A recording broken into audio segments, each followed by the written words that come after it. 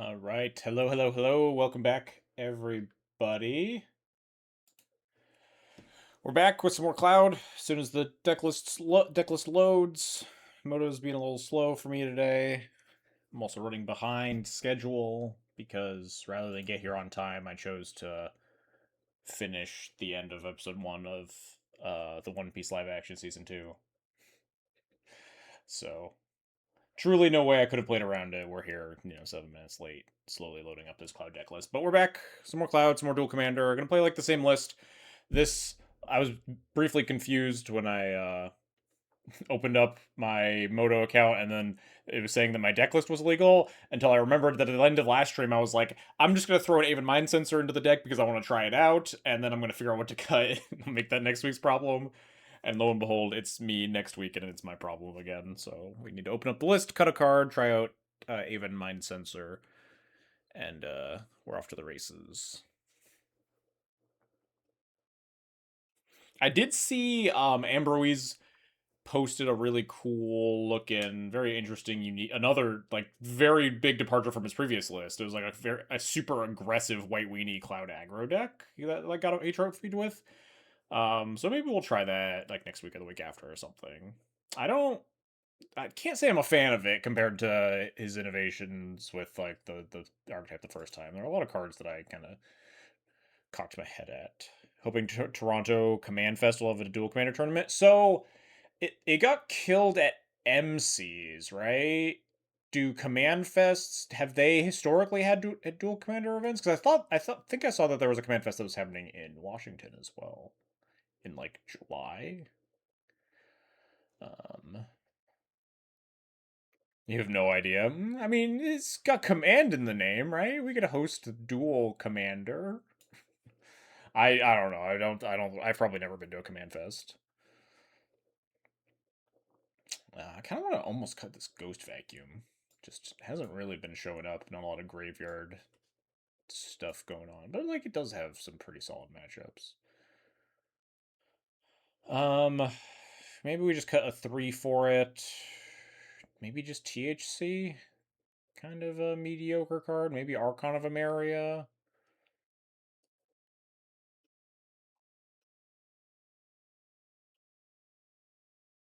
I'm like hacking away at all the Storm hate, and obviously like Even Mind says is probably a pretty reasonable hate card versus a fair number of the whatever Storm strategies may still exist in the format, but you haven't been that impressed with the Archon. Yeah, I kind of get it. It's all honestly, I found it to be kind of awkward a lot of the time when you're trying to double spell like turn 4 or 5. So maybe we'll just go without Archon. Maybe one day I'll put the Storm Canonist back in. I'll try to respect Storm a little bit more, but Aven's really good against Lumra, probably. Yeah, I mean, theoretically Archon is too if you can keep like the amulets off the board, right? Or it even stops like the casting Lumra infinite times combo, even if they do have the amulet. But let's try the old Aven Mind Sensor. Me and Aven Mind Sensor have beef. I've probably mentioned this on stream, probably mentioned it multiple times, but one of the last times I've ever registered Aven Mind Sensor was in Modern, and I was playing against Sk8r, and my opponent cast Sk8r, and I flashed an Aven Mind Sensor, and they sacked 4 lands because they were dead on board. Their literal only out was to hit in their top 4 cards exactly 4 mountains and kill me, and then they flipped 4 mountains off the top of their deck and killed me. So Aven Mind Sensor definitely a little bit of a hit or miss card. One day maybe we'll get an Aven Mind Sensor that's actually like appropriate power level. Just like print opposition agent minus the stealing card text, and it's like probably still unplayable, honestly. If you just print white opposition agent that doesn't steal the card, it just like exiles it or whatever.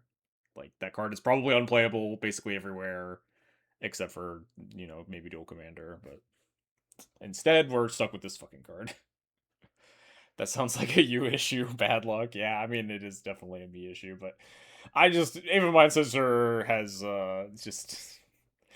it's a long line of hate bears that don't quite do enough where you want them to.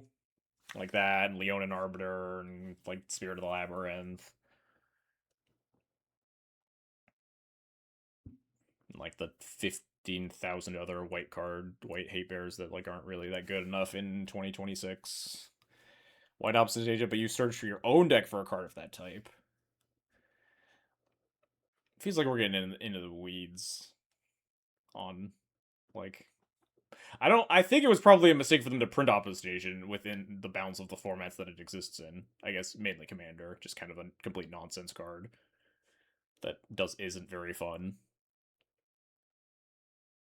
I don't think like stealing their tutor. It doesn't even feel that white still. You get some other benefit. Just draw a card or something. Just prevent it and then also get an effect. We don't have to just be like, oh, if your opponent searches their library or puts an extra land into play, you can, get a thing. Just prevent it and then get an additional value out of that. Just stop printing the Deep Gnome Terramancers and the whatever that stupid other guy is, Archivist of Ogma.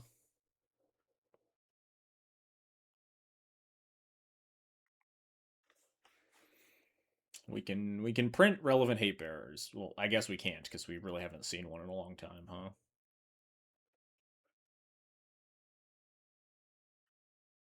When was the like at 2 mana at least? 3 mana we've seen some pretty reasonable hate bearers recently. They work well with Ancient Tomb, right? Archon, Clarion Conqueror, not really a dual commander card, but very good, reasonable, very good in vintage, reasonable play in like modern sometimes, legacy occasionally. I know to Peacekeeper, at least Spellbinder, but at 2 mana, ugh. When was the last time we got a good 2 mana hate bearer?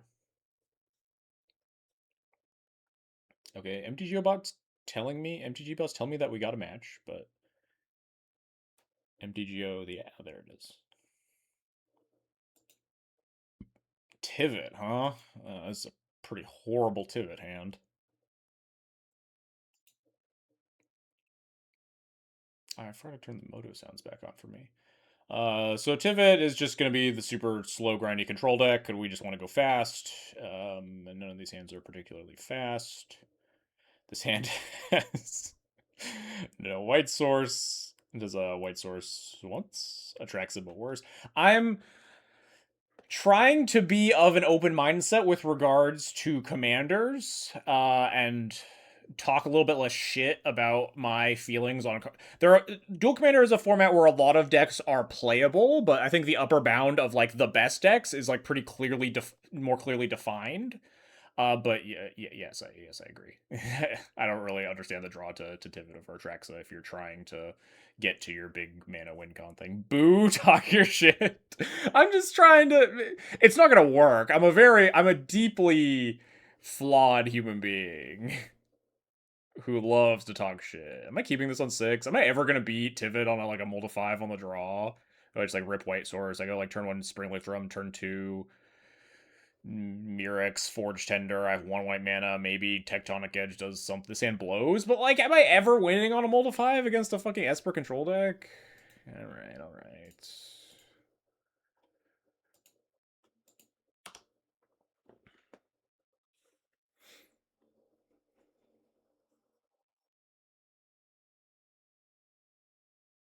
Alright, we got some good stuff. If they hold up mana, we can like flash Infelia and then play like Extraction Specialist or Cloud. This hand is amazing. Yeah, crazy how hitting the mulligan button makes your hand good. That's kind of rude. So much for the Cloud Skull Clamp to drag myself back into this. I almost think that against Cloud, you don't want to play the rest of Beast like until like obviously there's something to be said for mana efficiency, but like now I'm just not going to tutor Skull Clamp. Whereas if they had like waited a turn, they might be able to just eat my tutor. Oh, it does make my Extraction Specialist a lot worse. That's fair. This means they're playing Helm, by the way. I don't know if that's necessarily true. I think if you're not a very graveyard focused deck, I think Rest of Peace is like pretty good right now. Like I've seen people playing Infelia just because it's good against a lot of the graveyard decks. It helps you in your like Cloud matchup not getting ground down by Skull Clamp and stuff. I almost just got Formalware on the instinct of like, oh, Skull Clamp is bad. What else is good? Formalware very bad. I guess we just get like Glimmer Lens. We already have Fire and Ice, which is what I would get here. Maybe Hand of Vecna's not very good on our Mold of 5. It's also not not good against like super interactive deck. I think we just get Glimmer Lens. It works okay with our Felia. Yeah, I wouldn't be surprised to see them have Helm, but I do think that just if you're playing a white deck that doesn't utilize its graveyard very extensively, I think this is just a pretty reasonable card to run in your main deck. Goodbye, Cloud. Alright. I think this is just gonna be a Felia turn. It's mana inefficient, but I don't want to just jam anything into the mana lake as much as I'd love to go just Glimmer Lens Masterwork here. We could just run out Extraction Specialist. I don't think it's getting much better. I think we'll just try to tax counter spells here. But I also think we're just severely behind. Ooh, no land drop. No land drop. Huge.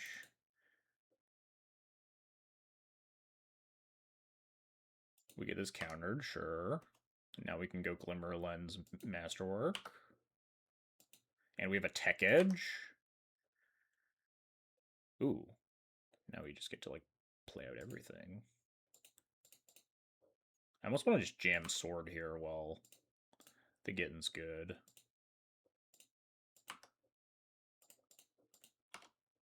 Surely they wouldn't... You wouldn't cast a Sweeper, opponent.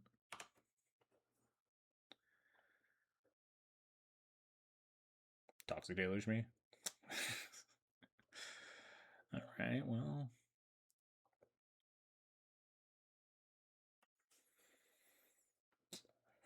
4 cards in hand. I want to redeploy here, so Recruiter plus 1-drop, but which 1-drop? Pretty good top. I mean, they might have just had that in their hand, right? There's no... I was trying to jam before they got their, like, 4-mana Wraths online, so I was like, just deploy everything. Same amount of Flicker Wisp. I have Flicker Wisp in my deck. But I think I want to tutor a 1 here. For mana efficiency, play more things to the board. And the fact that the rest of my hand is also 3 drops. Is it just Pride, then?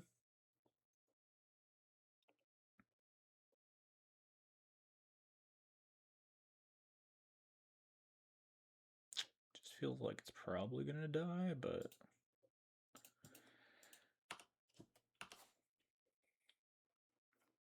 I want to, like... As soon as they hit land 4, we want to rip land so we can, like, play a 3 and Tech Edge them. Well, there goes Ocelot Pride. Alright, land. Shit. At least we can land our Sword of Fire and Ice here underneath counters. Would have really been good to draw my 5th land there, though.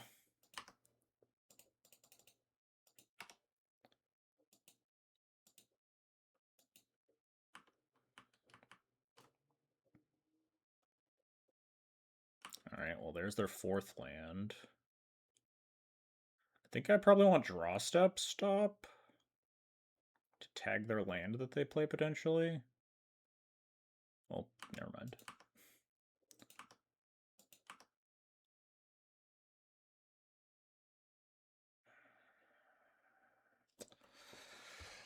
Do I even want to Tech Edge them? Or do I want to just run out Tithe Taker here? Tithe Taker's pretty nice. I don't need to Tech Edge them. Like, the difference... They probably just found land on the stock up. And again, this is a good way to start resolving my spells as long as we Tech Edge them down from Tivit. This also plays around, like, 1-mana removal spell better. They might also not fetch here, which would be really funny. You know, sometimes get them. They don't get their Surveil or whatever. This plays around, like, you know, Plow, Fatal Push.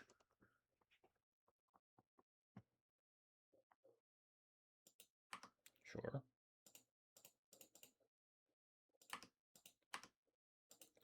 Yeah.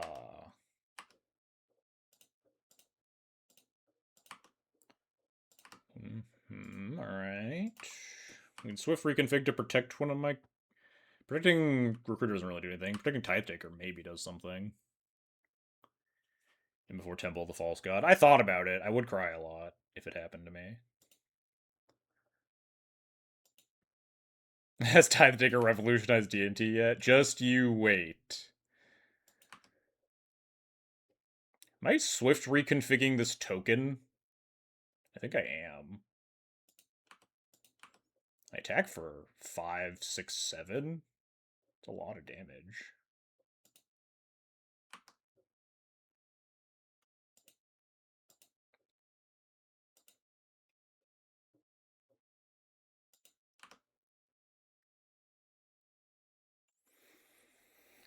Remember when people tried Shoryukai in Legacy? I do. Good times.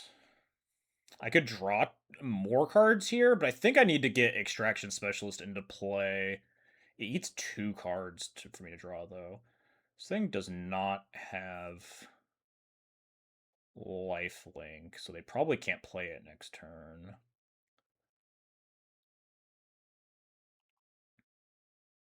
Or they'll just die. We can attack first. Well, not if I'm equipping these Glimmer Lenses.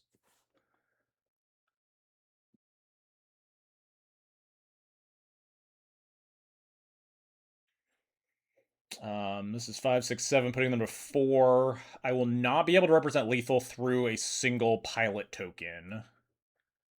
And they have 5 cards in hand. I feel like we're just never lethaling them either way, right?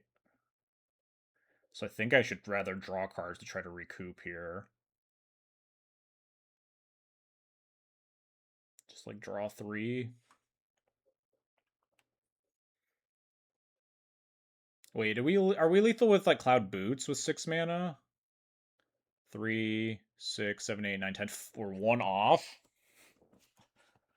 1 off with Cloud Boots. It's a good thing to think about though, because Cloud Boots might also poke a hole to get through it blockers. As well, like a pilot token to tap down because we have skateboard in the deck still. In that case, maybe it is specialist.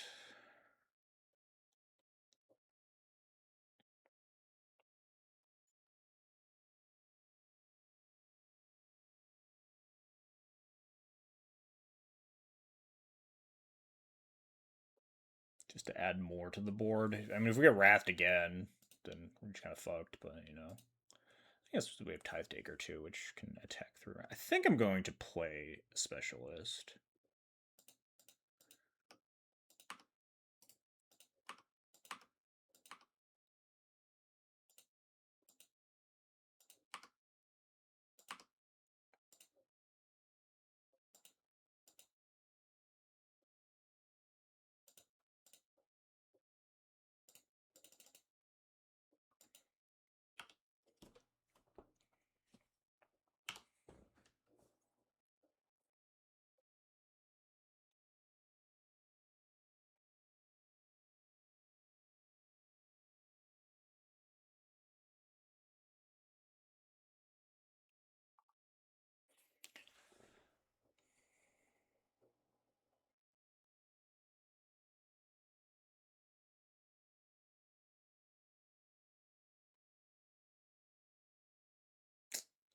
Land's a little scary.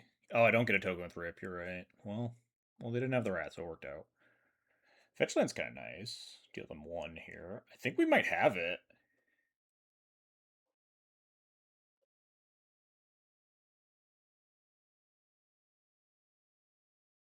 We can skateboard down the pilot token. And then the recruiter's unblockable. That we have a Tithe Taker and they're tapped out. This thing cannot crew, right? It's crew 5. This thing cruises if it's 3. It's also, we'll have a 3-power cloud attacking as well.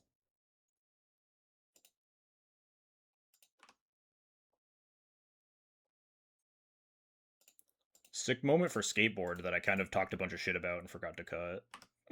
In favor of putting boots back in the deck. Skateboard coming in clutch.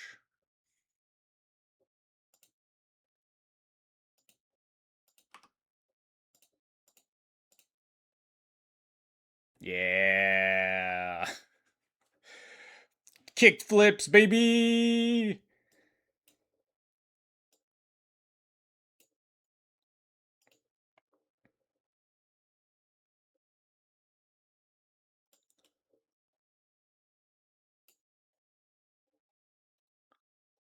Fuck yeah, kick flips. Let's go.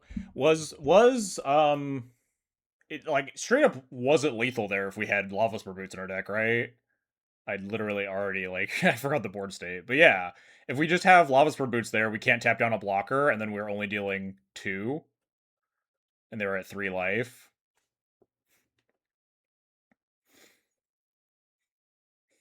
Grinding on the haters.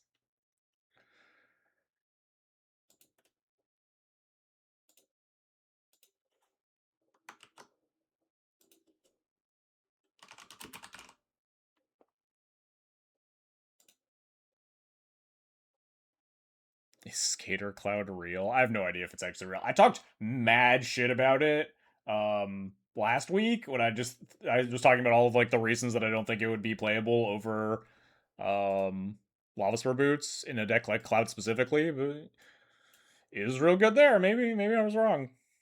It looked a lot worse than boots last week, but we're also just getting our fucking shit rocked last week, so who knows.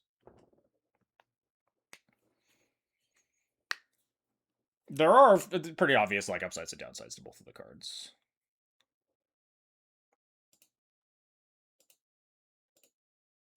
Ooh, Gemstone Caverns hand. Wow, this hand fucking sucks, but I think it's actually keepable just based on Gemstone Caverns, and we pitched the shoal to it.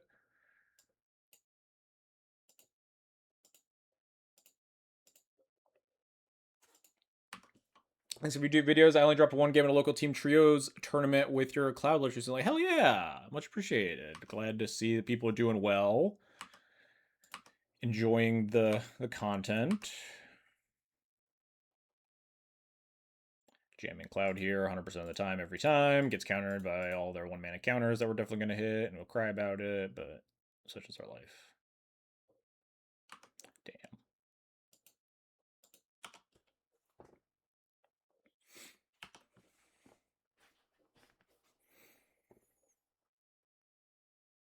No respect. Maybe they have another 1-mana counterspell, but like not shocking that in to represent the, suite of 2-mana counterspells, and then we just have nothing to punish.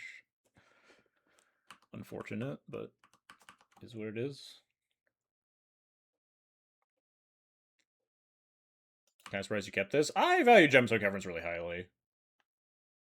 People don't always like when they're on the play have the 1-mana like counters specifically, and it's a lot easier to resolve Cloud.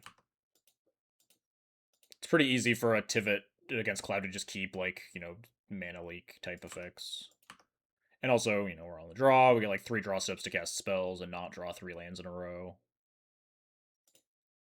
I think we probably just have to keep jamming.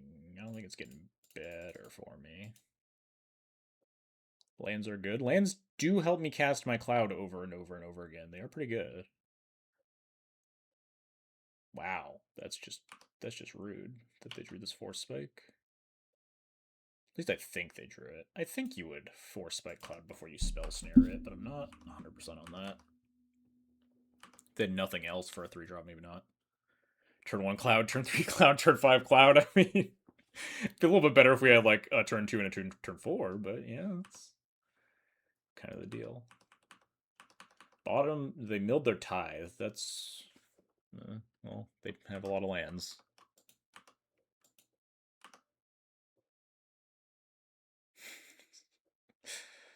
Maybe one day we'll draw a relevant card. We got a lot of them in the deck, and we just kind of didn't hit any for 4 turns, but...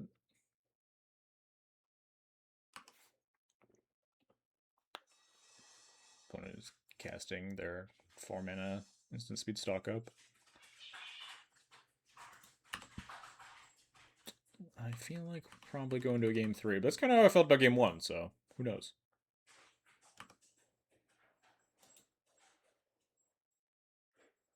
Thoughtseize? Joke's on you. All my hand cards suck. I'm assuming you build Duel deck way different from a 4-player? Yeah, they're not even like comparable formats.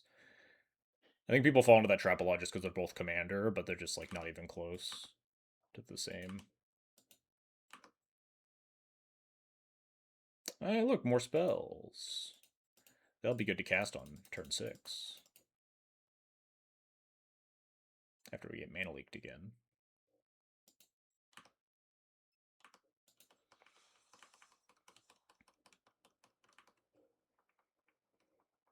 What's this thing make clues and treasures, right?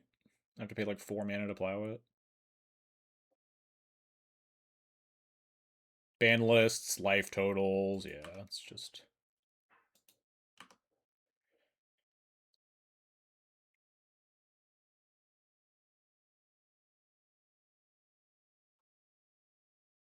My opponent has voted for evidence and bribery, and that's how this card works, right? They get 3 things because you get to vote an additional time. Unless you like kill it with the ability on the stack, then you only get 2 things. Evidence.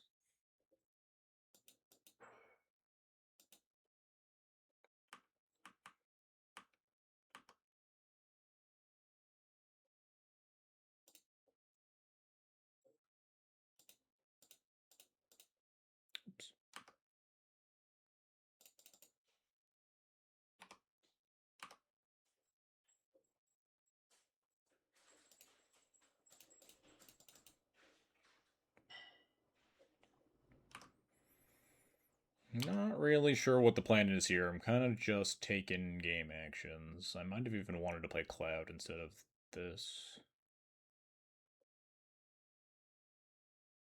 We already have Refer Mantra as like a benevolent bodyguard effect. Maybe we want to just like Mother of Runes. All of my ones are pretty bad though. We can't really stop a recast of Tivit.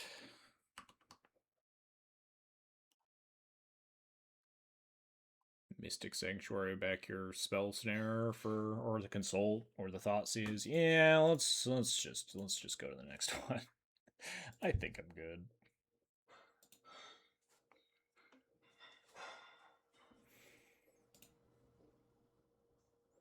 Gemstone Cavern's Keep. JK. We're on the play and, you know, all the other reasons. Winter Moon is really fucked up in this matchup, though. Unfortunate we couldn't keep that hand. This hand's definitely keepable. It's the lower end, certainly. I think we're just supposed to bottom Forge Tender, regardless of it being a creature that attacks, which is nice. How many points in this list? I forget what the count was. It was like 98 or something, wasn't it?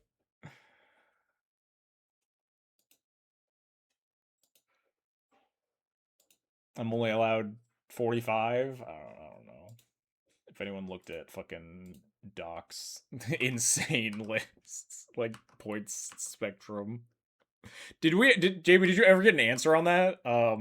Why Seamrip is more points than Portable? I think I'm gonna Glimmer Lens here because turn 3, I think I want the ability to Cloud plus Jolted Awake. If they hit me like a 2-mana counter. I did not get an official answer. Damn, the world may never know. It also plays around like, I guess exactly Wash Away is the only thing it plays around. I think all the other 1-mana counter spells still hit. I guess it plays around Stern Scolding too. Does not play around Force Spike, but is what it is. I just feel in my bones that I'm going to get Mana Leak into Force of Negation or whatever and cry. My Cloud's going to be stuck in the yard forever. I'm going to be really upset about it.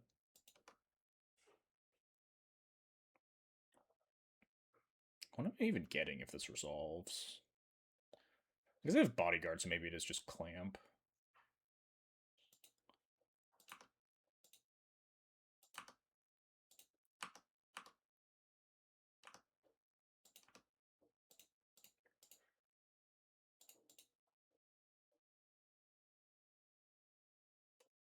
Yeah, alright, there's Stern Scolding. Don't return to command zone. And Jolted Awake it back.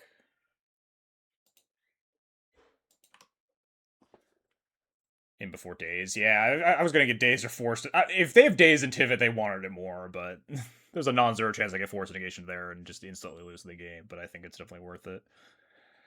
I think Skull Clamp is the choice here. Honestly, the best part of joining the F-Shift Discord is sending PMs to all the people coming there asking about Duel Commander and having them be genuinely grateful for the link to the real Discord/website. Yeah, I left it out of spite and anger when there was like the brief moment where Daybreak was like, we're not following either ban list until the conflict's resolved. I started to get really annoyed and I was mad about like Doc ruining ruining the MTGO format. But sometimes I do feel like it'd be really funny if I to go back to it. All right. Against 5 cards in hand. There aren't a ton of spells that like genuinely counter Skull Clamp here. We can play through No More Lies, Mana Tithe, or not Mana Tithe, No More Lies, Mana Leak stuff. It is like actual factual counter spell or like the 3 mana stuff that gets me. I could also just pass the turn and leave up Mirrex and or Aven Mindcensor if I want.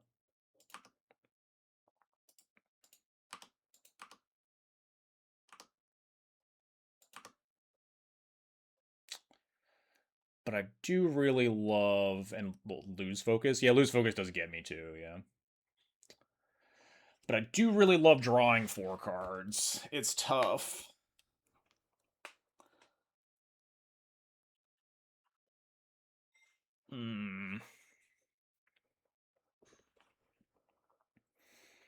I like having them just, but if I wait and they just like, okay, well, I don't need to cast my counter spell. I'm just gonna kill your benevolent bodyguard and then untap, and I'm gonna kill your cloud. I think I go for it here because if they do have the counter spell, then we get Mind Sensor down, or we get to like cast Mind Sensor at the very least. I think we're supposed to cast it here. All right, big. What if I get? Yeah, it'll be fine.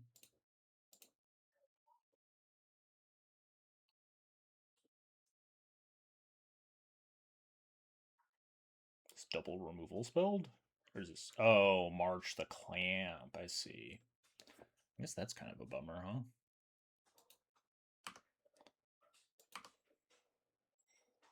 I have a lot of Wraths, but we don't have a real good plan anyway. I think I'm just going to cast Pure Steel. We're just kind of on the beatdown plan.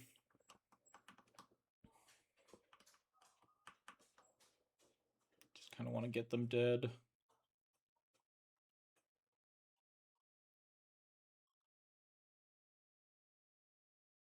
Oust. Nice. All right. Do I want to draw this again, or do I just want to sack Bodyguard? Get my value while I can. I think I just want to sack Bodyguard. I don't really want to draw Pure Steel with what I have going on currently anyway. So I'd rather just keep more pressure on board. Real talk, why do you prefer this format to Legacy? Yes, I find it. I was talking about it a little bit in the other Discord, but like I don't know. Sometimes when Legacy sometimes gets uninteresting to me when it feels like kind of samey and like kind of solved.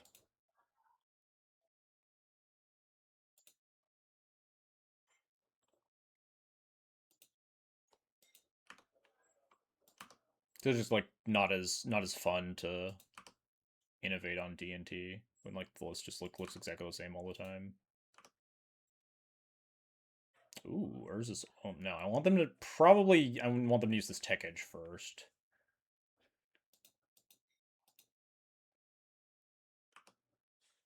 Maybe I just want to play it so they have to sack their Tech Edge early and like lose mana.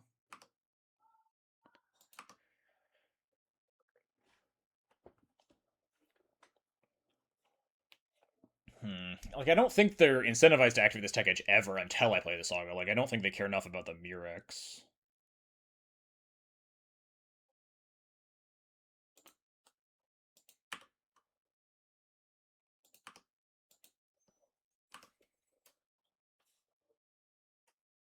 This does kind of force their hand here, yeah.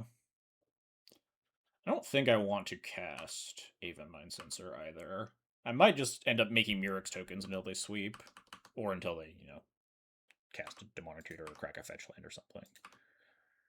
It's the same clock.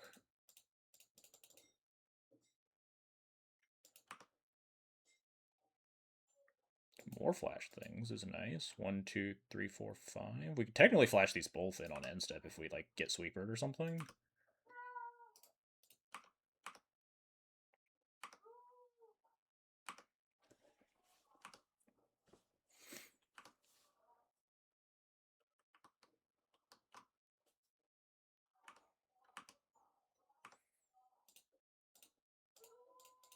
I don't think I'm casting anything.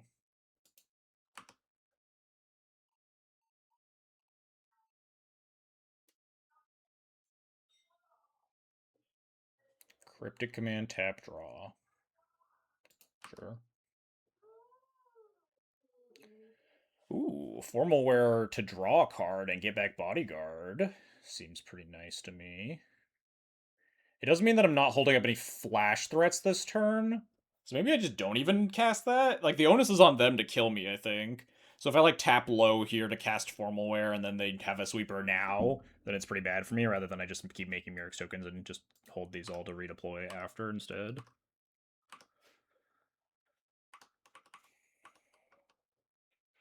As tempting as it is to, like, grab a Benevolent Bodyguard there. To Fairy, that does not do enough, right?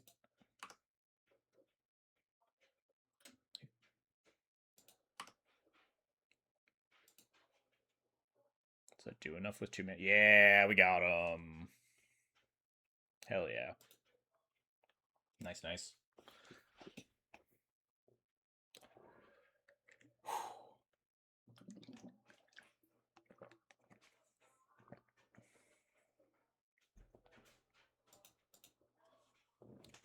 But yeah, it's more so that I get bored rather than like preferring one format to another. There was a point that I got bored with Duel Commander. I think it was it like right after 2099 came out for a while. I think it was that time like right as I was moving in like the November December time frame where like Duel Commander was kind of boring. I played a little bit more Legacy. But when deck lists feel more like solved and like I'm not innovating them, I'm not like iterating on them to try to fix them or anything. It's Magic at its most fun for me is when you get to like refine and polish deck lists. This hand's like almost really stacked against Prosh. On the draw, I'd be kind of tempted to keep this, but I'm probably just supposed to be smart about. God, plow portable hole Winter Moon against the 3-color mana dork deck. God damn it. It's fine. We'll just mulligan. All right, this is fine. It's actually pretty okay. We have Ocelot Pride into like Marcha mana dork.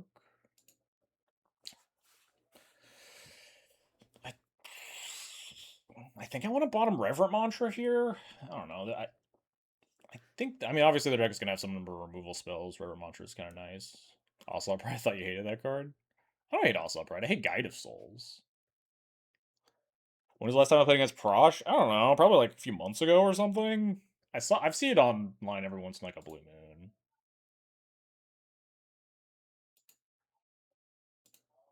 They don't run that much removal. Yeah, it's more like a creature-based deck usually.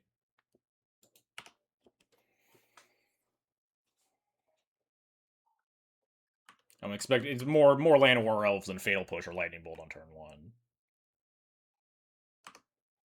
If they're really good, they'll have Deathrite Shaman or Delighted Halfling here to brick my Ocelot Pride instead. Well, I'll March of Otherworldly Light that still.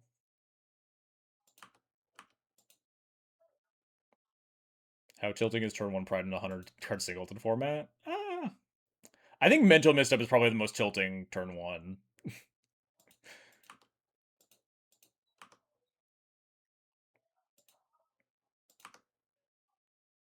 Misstep is legal? Yeah. It's like, you only get one in your deck. Sometimes it's really bad if you draw it on like turn 20 or whatever. And you can't just like play it for free in every single deck because it's blue.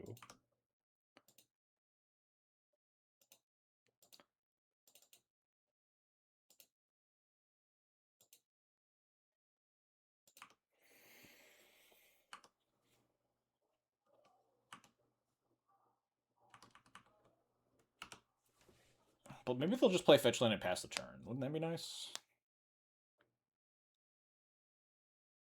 Maybe we'll just play the Stomping Ground tap. Damn.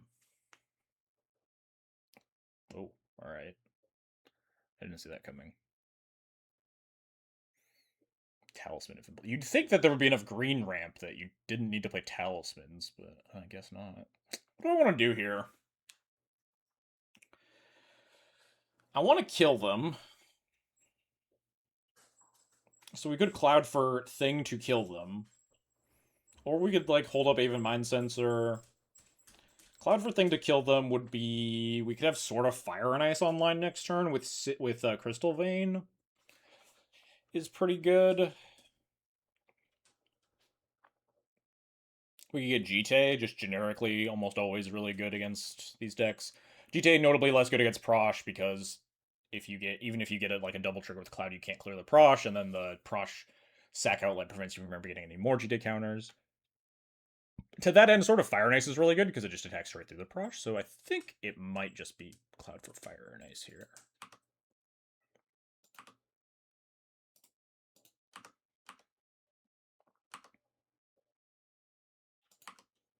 We have the Crystal Vein hidden too, so we get like the secret. They might not play around them getting sort of Fire and Ice next turn.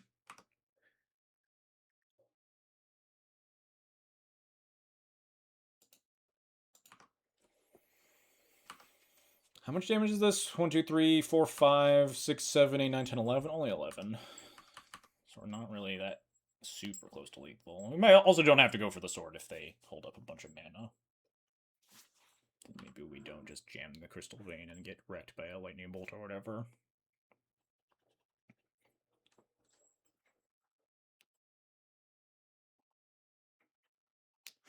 Ice Till Explorer. That's pretty scary.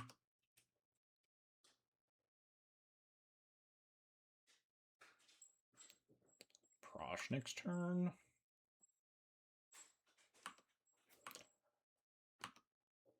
God, do I have to Mind Sensor this Bloodstained Mire? Let's see what we draw.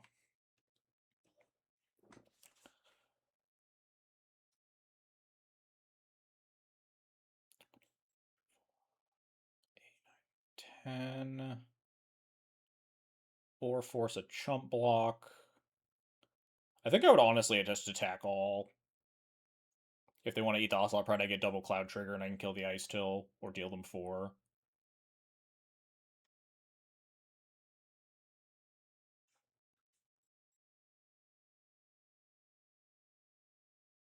Yeah, Mind Sensor's like tempting here, but I don't think it does enough.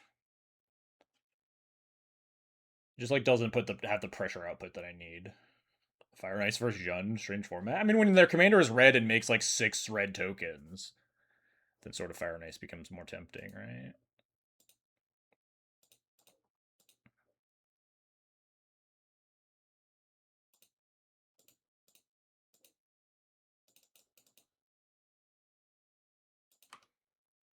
Yeah, like my tokens are gonna get brick walled by the Prosh anyway, so I think I'm just sending here for extra damage and for the fact that they're pretty incentivized to just block Cloud anyway.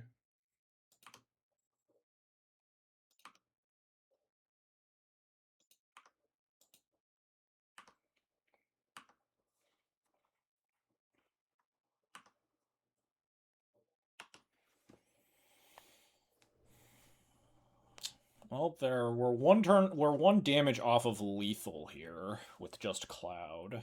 If they like slam Prosh or whatever. 9 permanents rip. Yeah, unfortunate we had to sack the Crystal Vein instead of having like City of Traders. We could have got 2 cats. We do have Burn Turn to prevent us from randomly getting like one shot by Prosh or something.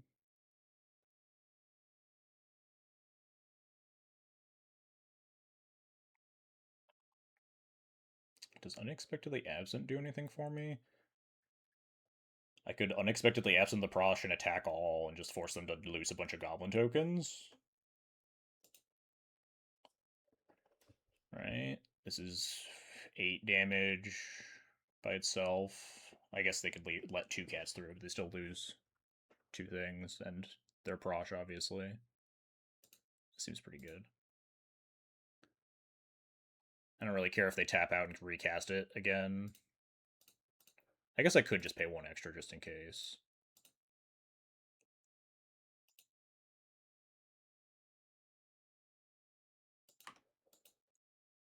Not doing anything else with the mana. I guess no, that's not true. I'm drawing 2 cards this turn.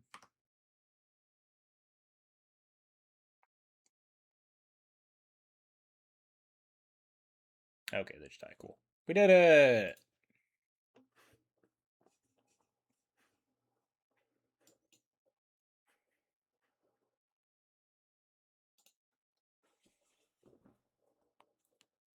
Seems like the Sword of Fire and Ice was probably a good call against the billion red permanents. Alright, this hand's decent. This hand's a little loose in that we don't have any, like, removal for Mana Dork stuff. Do you own some paper? I actually don't, because I've never played a paper dual commander tournament. Ever. Since in this, like, decade, since I got added to Moto and stuff. The one time I was going to was at MC Chicago in 2024, but then I day 2'd the Pro Tour instead, and I couldn't play.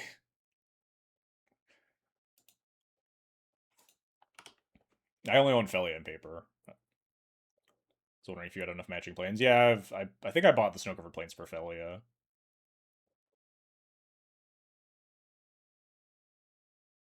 Oh, the Utopia Sprawl again? That's cheating.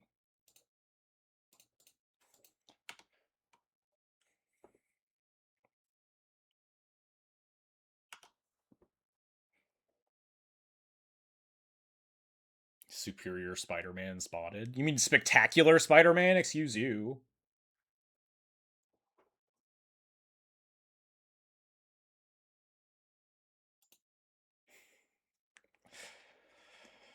Alright, yeah, this is just a combo piece with Prosh.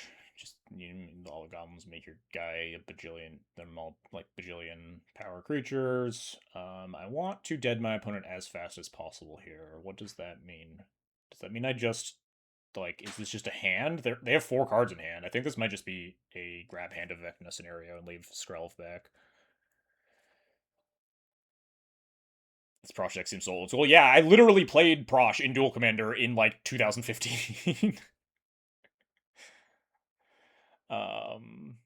So I'll go up to 7 cards with Hand Effect in my hand. I'll draw to 8. I'll play land down to 7, play Hand Effect down to 6, equip Hand Effect on a Cloud. Cloud will attack for 14 on their 4-mana turn, and then hopefully, if they don't ramp, then the Cloud can kill them before they get to Prosh. If I don't, then I don't really know what the plan is besides lose. But I think that's a pretty reasonable plan given everything going on here. I guess no, the Sk8r helps the Cloud attack through the Prosh, too. This definitely feels like a Hand of Vecna moment.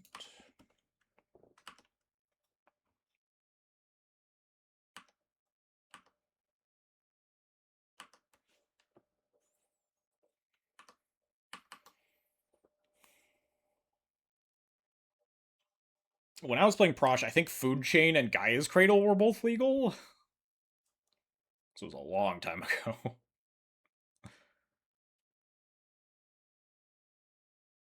This is just last game. This is cheating, opponent. You're not allowed to have things.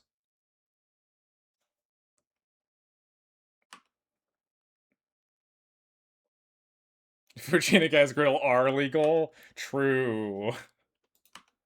How many points is Food Chain? Oh, wait, did they forget to play their other land? This is their... No, this is their turn 3. Okay, never mind. But yeah, they played the Taiga and the fetch land, sure. I think I'm just gonna hope that they don't have any removal spells and just Prosh or Sk8r the Cloud through through this Ice Till. Unless we draw like Solitude or something. Sacking Bombardment, huh? Not sacking, milling Bombardment. Oh no, I think they milled one of those with the trigger, I don't know.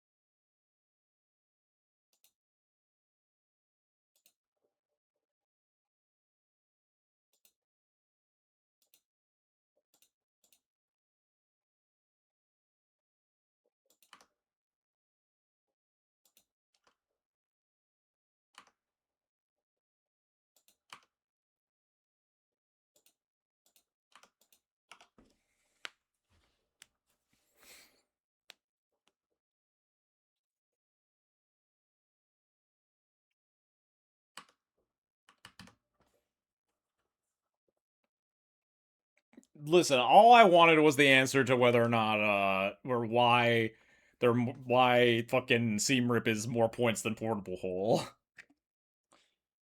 JB spent like an hour fucking like spreadsheeting the points list and organizing it.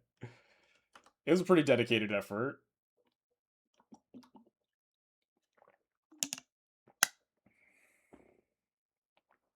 Just cast Prosh, just cast Prosh, just cast Prosh.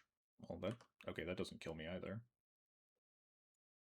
And not every card is pointed, but all 600 or 700 of the pointed cards or whatever.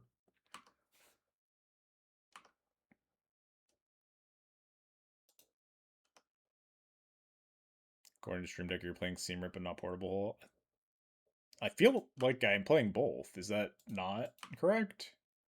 Is my Stream Decker wrong?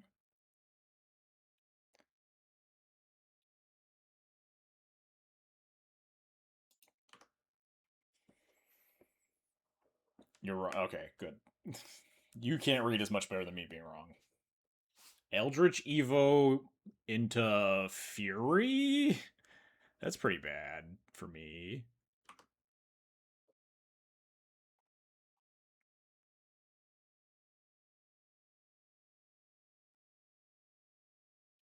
Chaos Defiler. That's less bad for me. You only kill one of my things.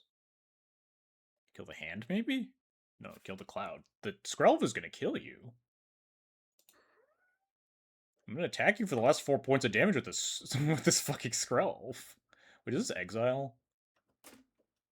Oh no, it destroys. I should have left that in my graveyard. Oops. Whatever. Hey, kitty, can you not do that, please?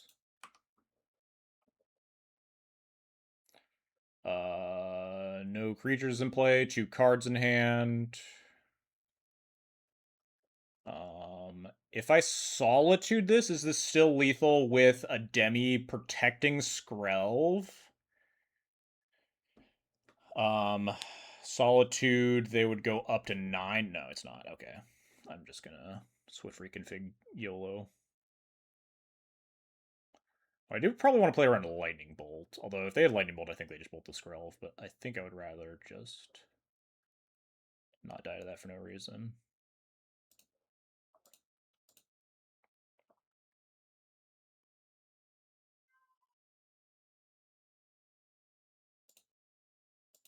I guess I could just pay 2 mana, but don't really want to do that.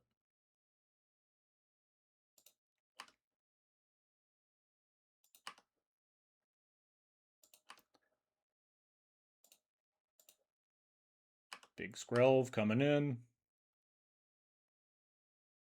Fetch Dryad Arbor. We have a plan for that. Huge. Huge.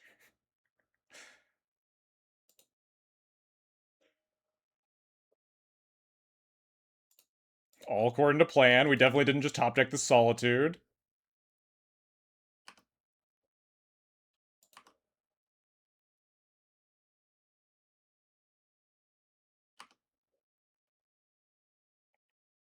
Bang. They have to have Fury in their deck, right? Like, I'm not insane. There's no reason you wouldn't play Fury in your deck. Whatever, we take those.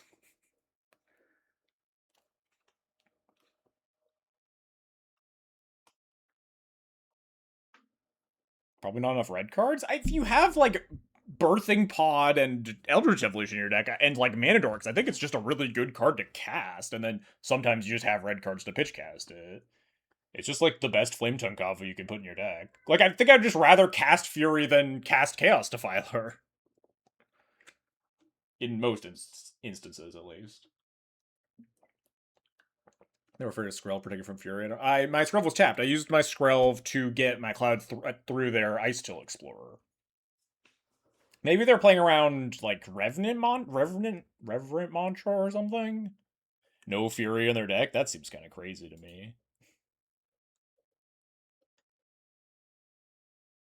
They just straight up don't have Fury. All right then. Fair enough, I guess.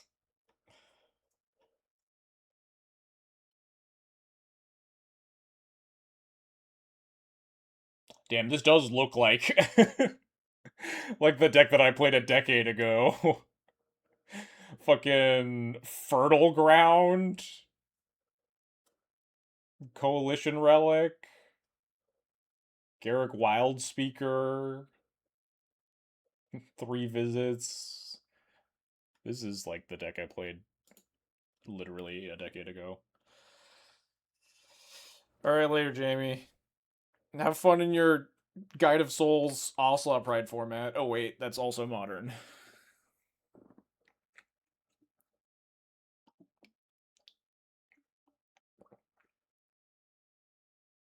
What's the strongest mono green planeswalker? Strongest just in his like historically speaking, power level wise, in general, because I think I would say one of the Vivians and one of the Nissas were like really good for their standards, but I don't know if any has made it really past that.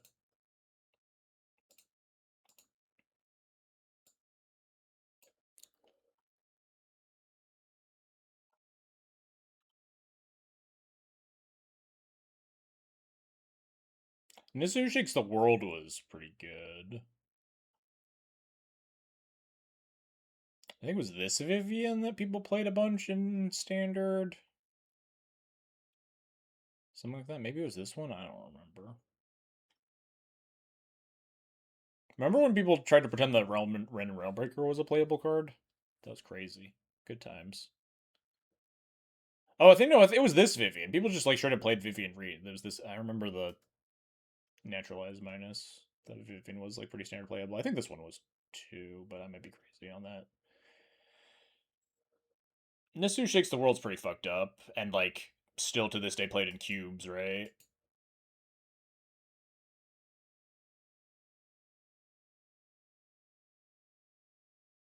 I remember Primal Hunter being real nice in standard back in the day, back in like 2012, 2013. I've literally never seen this Garrick in my life.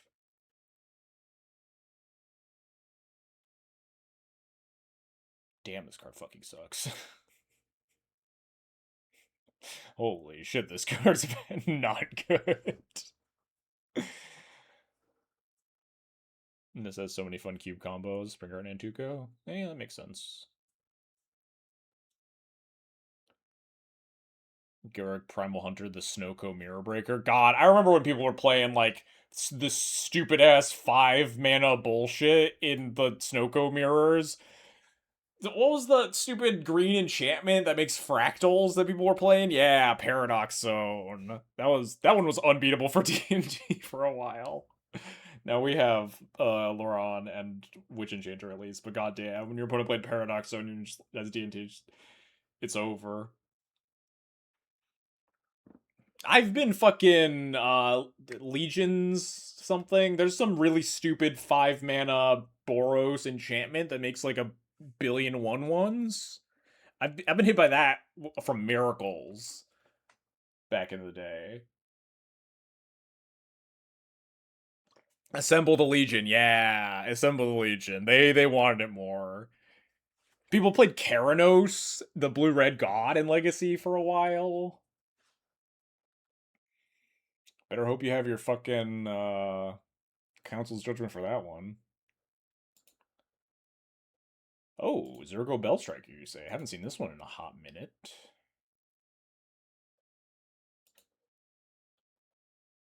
Oh, the Clothis days? Yeah, Clothis with like the Rug Delver like tech because it exiled Uros or whatever the fuck it did.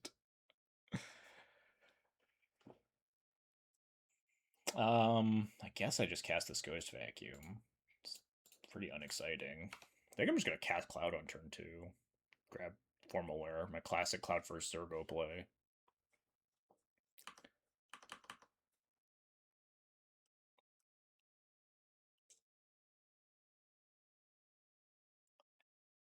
Animated. I've seen animated Keranos in Legacy before. And he immediately got Caracas. Yeah. That sounds about par for the course. Like, I could kill this, but I think it's more mana efficient for me to just cast Cloud for Formal Wear and just do this Cloud Formal Wear, eat a bolt, take 2, whatever. This little song and dance.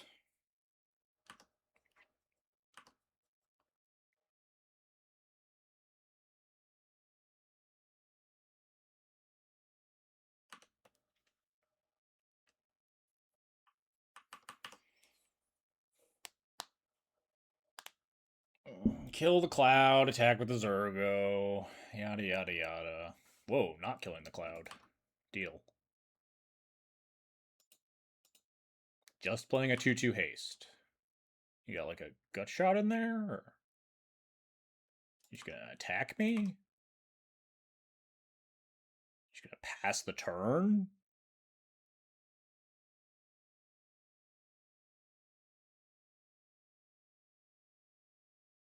Attack has to be like terrible here, right? I think pass the turn is probably your best bet.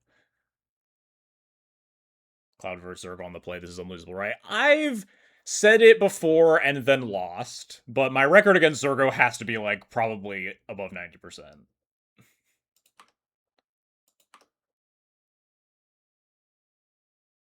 I could just kill everything they have.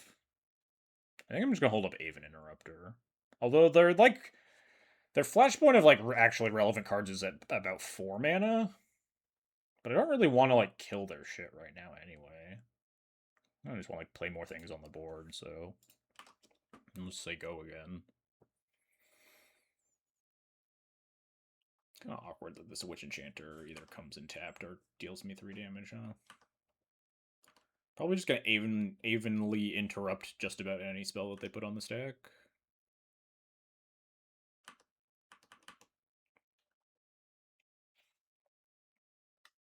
Cast like a really good 3-drop. I don't even know what that would be. Fable of the Mirror Breaker? Broadside Bombardiers? Force of Rage.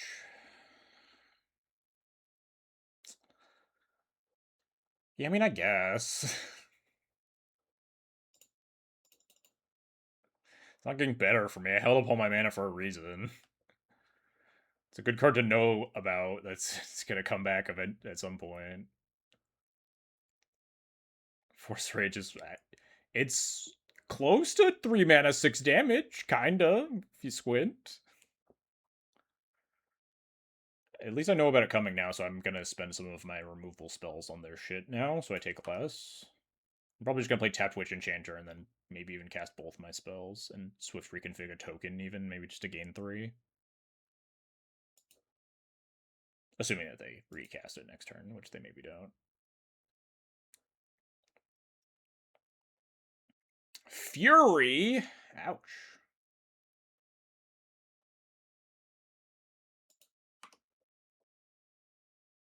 Take 4, I guess.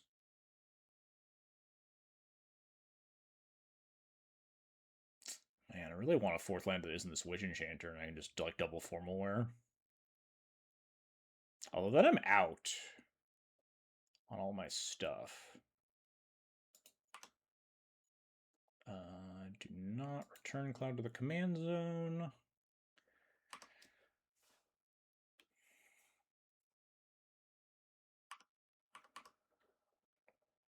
They do have a free Force of Rage now, too, notably. Something to keep in mind.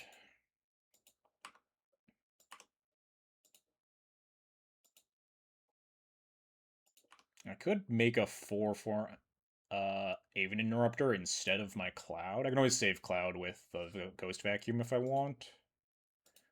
4/4 lines up better and also like taxes their Force of Rage again. We'll see what we draw here and decide based on that.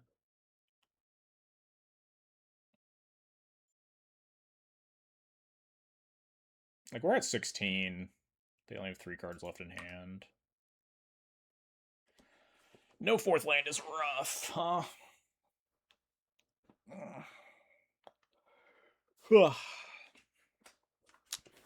I almost played this Witch Enchanter tapped on turn 1 instead of the Ghost Vacuum.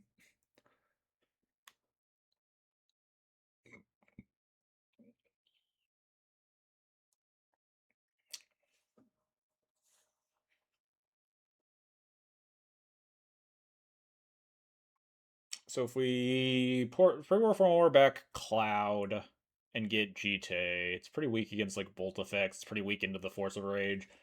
I think I might just get back Aven Interrupter, honestly. Just a 4/4, blocks 3/1s well.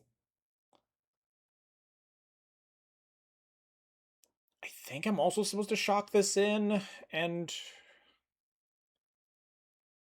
Portable Hole the Bloodthirsty Adversary. Or maybe Portable Hole the Zergo.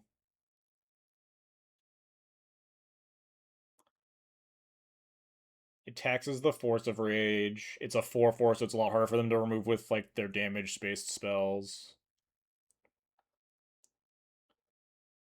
And like I can just Ghost Vacuum my Cloud and cast it on 4 mana to go get the GTA afterwards. I think I'm all about just like stemming the bleeding as much as possible. Like Interrupter and Felia. I mean, cards with Flash make more sense with in like the Commander with Flash. But it's like pretty effective as just like a fairly reasonable hate bearer.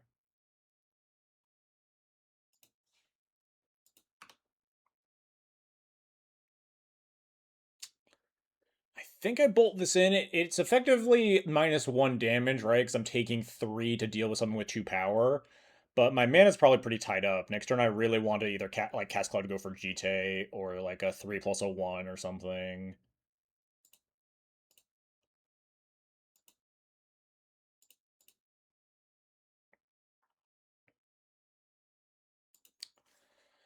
How worried am I about it, like a Shatter letting this come back and get an ETB and pay? I'm like not 0 worried. Obviously, giving them hitting the Zergo is not great because they can always recast the circle later, but I'm hoping that I just make it so that their board state doesn't matter at that point.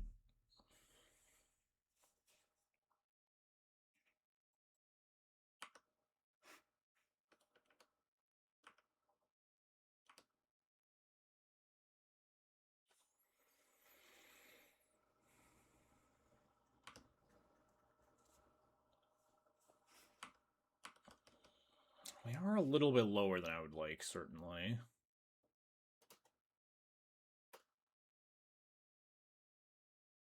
The fuck is this?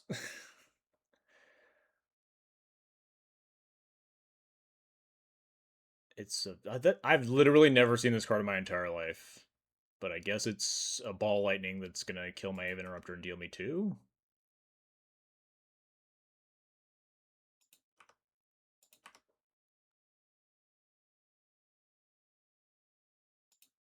Hey Jarvis, thanks for the raid. Much appreciated.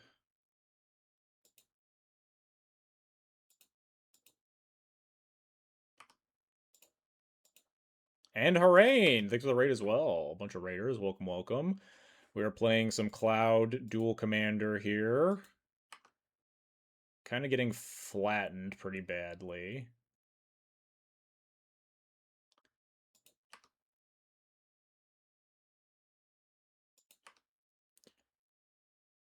Four lands here. I think I'm not casting Cloud this turn. Because I'm very likely to hopefully draw a land and like Ranger Captain +1 draw plus have Swift reconfig or something like that. So I think we're just going to eat the Aven Interrupter.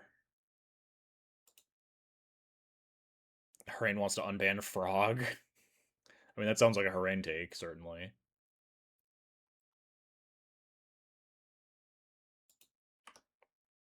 Land? No land. That's very unfortunate.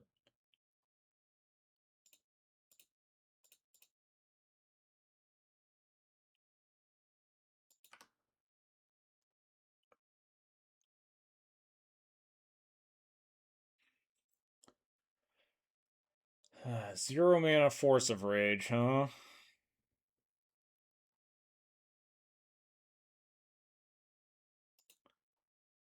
Oh god, all these raiders. I think I'm just gonna grab Burrington Forge Tender here. I think I'm going to Swift reconfig a Force of Rage token to gain 3 life and block this.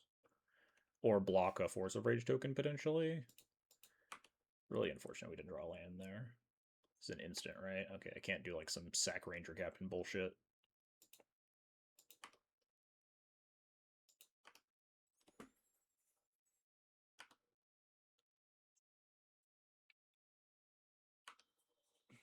Listen, if you're coming to this stream for kind words to be said about Psychic Frog, you're in the wrong place. That card got what it deserved.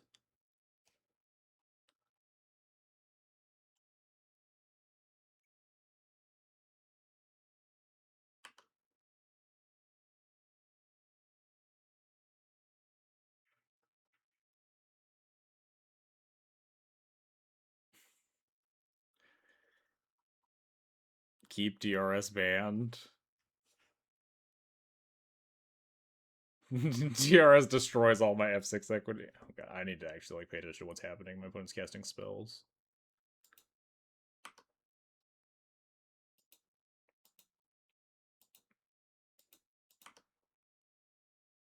I'm taking 5, going to 4. Kind of upsetting life total, but not the worst.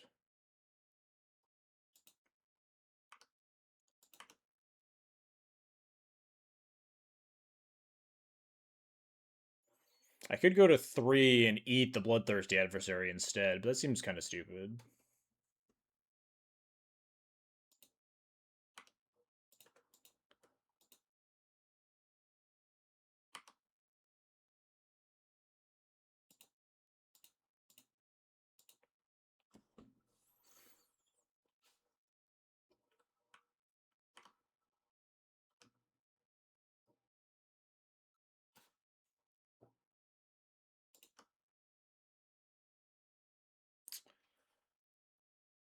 I think we're gonna fucking die is the problem.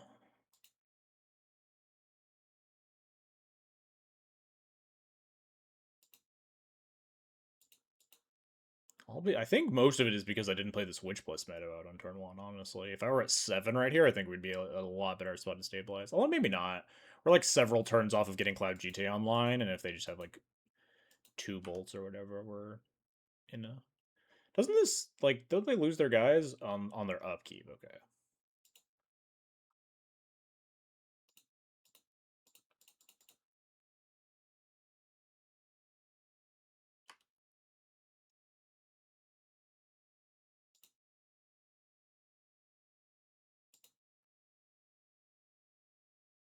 If I play this, do I die?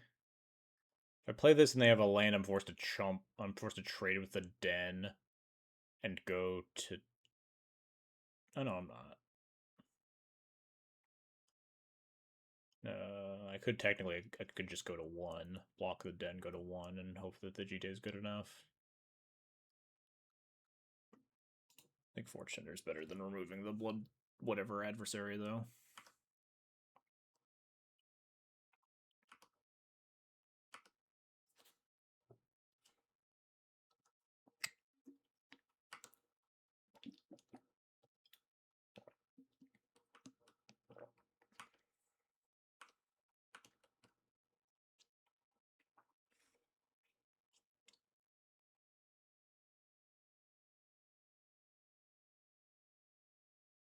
There's Mountain.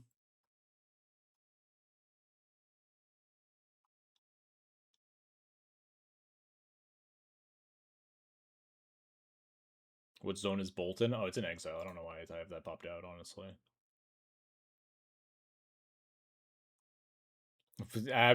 Grief, I have even less sympathy for um than Frog. Yeah, this is fine. This just deals me 1. Well, they might have like Bolt last card and I die, but it is what it is. Not about to play around a card I can't beat, right? I can hopefully just oust this and attack with the GTA and take over from there.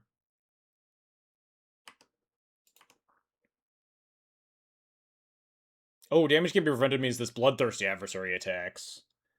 That's really bad. Which means I have to block with Cloud here and only get 2 GTA counters. That's very dangerous. But also kind of just what has to happen.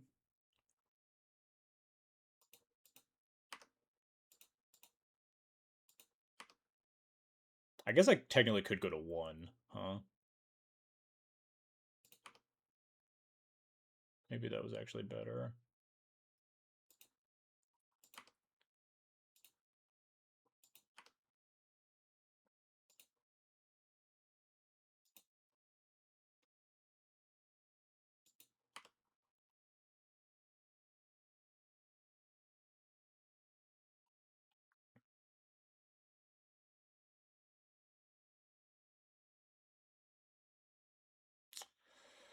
Two sorcery speed removal spells in my hand here, huh?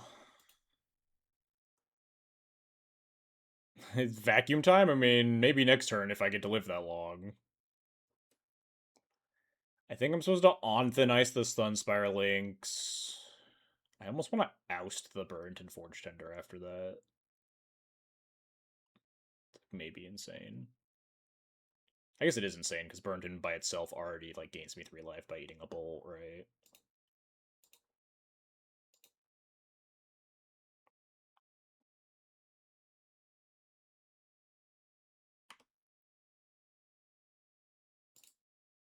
Yeah.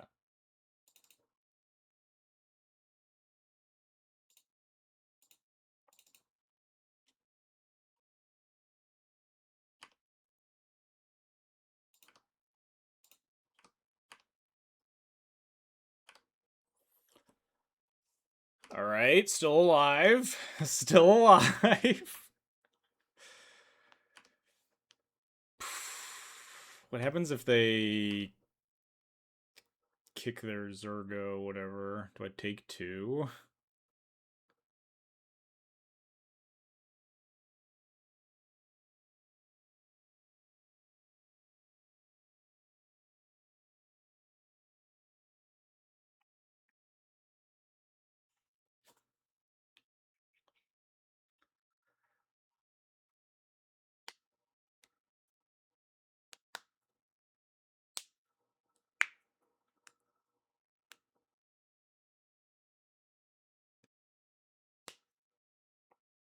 God, this is way closer than a game 1 on the play versus stick usually is. All right, I kill this before it attacks.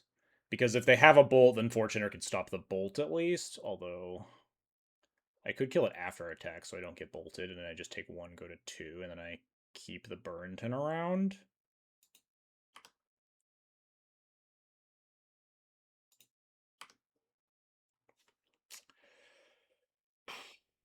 They don't have literal lightning bolt, but obviously this deck is going to play some number of cards that go to my face for 3 damage.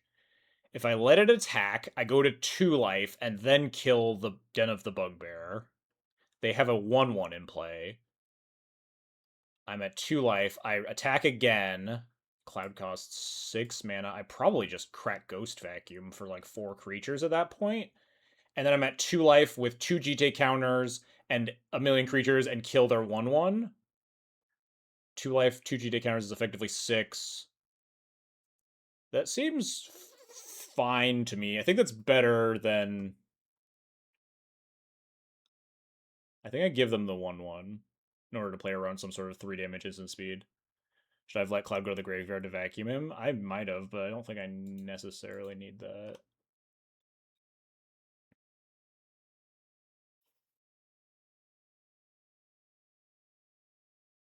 Do they play a land this turn? Am I like killing this for no reason?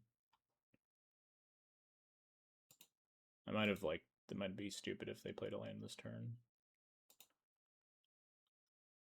Might be giving them a 1/1 for no reason, but is what it is.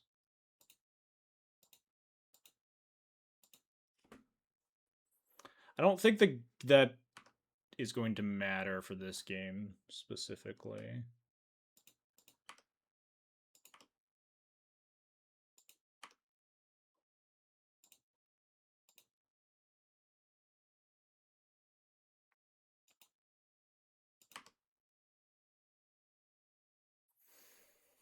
Masterwork, huh? Well, that's not very helpful right now. Crack Ghost Vacuum so I get my haster, I guess. I attack for 1. Do I want to discard these? Maybe I discard the Masterwork.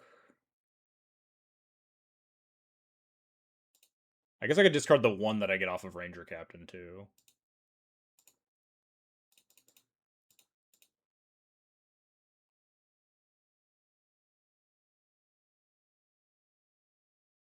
Plot nothing.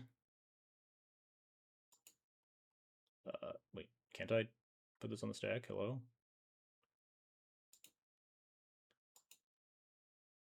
Oh, I just can't put that on the stack. It'll just resolve at the end once I have no targets for it, I guess? Yeah, okay, cool. Kill that.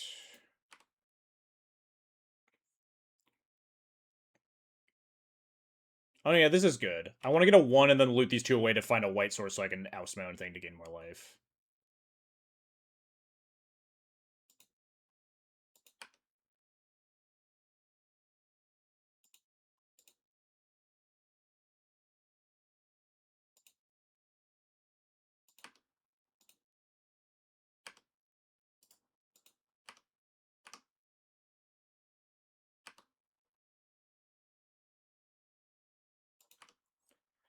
More GT counters. I'm gonna gain 2 life right now to play around like fucking sudden shocker. No, I'm gonna housebound creature. Whoops. That's fine. It's whatever. Surely that won't come back to bite me. I think we're safe.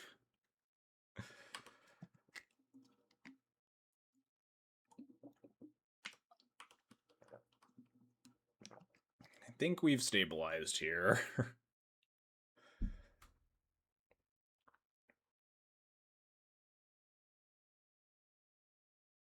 Maybe I should have got a better 1-drop. Oh no, we discarded the Masterwork too. I was thinking about Masterwork for more stuff, but...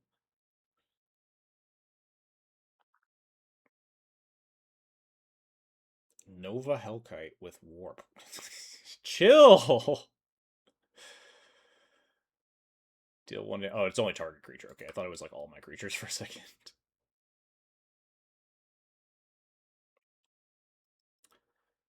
Prevent all damage. A red source of your choice would deal this turn. I think I'm going to sack Forged Ender here to prevent this Nova Hellkite from killing my Fury or dealing me 4.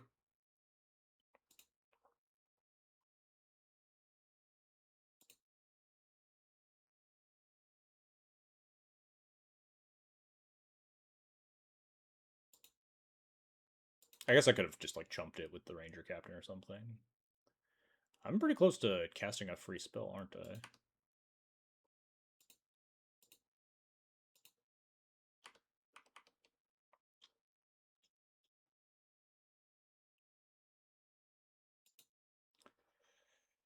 Prevent all damage, a red source. I guess I'll just block it just to be safe, just in case something weird. Some 1 damage, some 1 mana damage prevention stuff. Double blocking doesn't kill it anyway.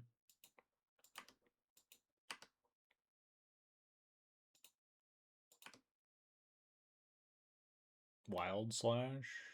Sure.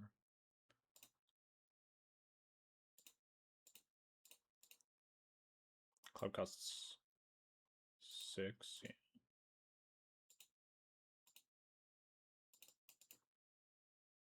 That's what I played around. Yeah, I mean, it wouldn't even have killed me if it didn't happen, so... I don't think I'm actually playing around much, but yeah.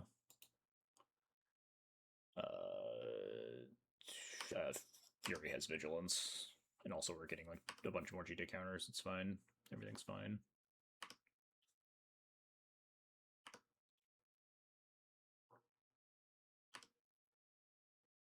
Is that lethal? If I had just pumped? I think so. 4 plus 2 plus 2. Yeah, it was exactly lethal, but again, I don't think they can win at this point. I think we're safe. Ugh, that was so much... that was so stressful for a game against, like, the best possible matchup on the play. Where did we fumble? There was a turn... it was the literal first turn of the game, like, the playing tapped Witch Bless Meadow versus playing Ghost Vacuum. Maybe it was still right, but it was a tough call to make. It might have, like, potentially cost us the game. Deal 1 damage to each creature 3 times. I will give my Fury +2/+2. I unfortunately can't save my Tersa. Okay, yeah. Matt, they gave up the whole match? They're just off it. I mean, I guess when your cloud matchup's that bad, you're just like, that was the closest I'm ever gonna get to a win, and I still lost. Just throw it in the towel now. They had some, like, really, really good good draws there. The Fury turn was really good. The Sunspire links to let them, like, attack through my pro-red creature and deal me damage and prevent the gaining life. Oh my god. They really made me work for that for 1 game, I guess. Alright. I'll be right back. I'm gonna run to the bathroom and pull up the... Actually, let's just queue up for the next match in the meantime. Usually takes a while for the matches to actually happen. I'll be right back.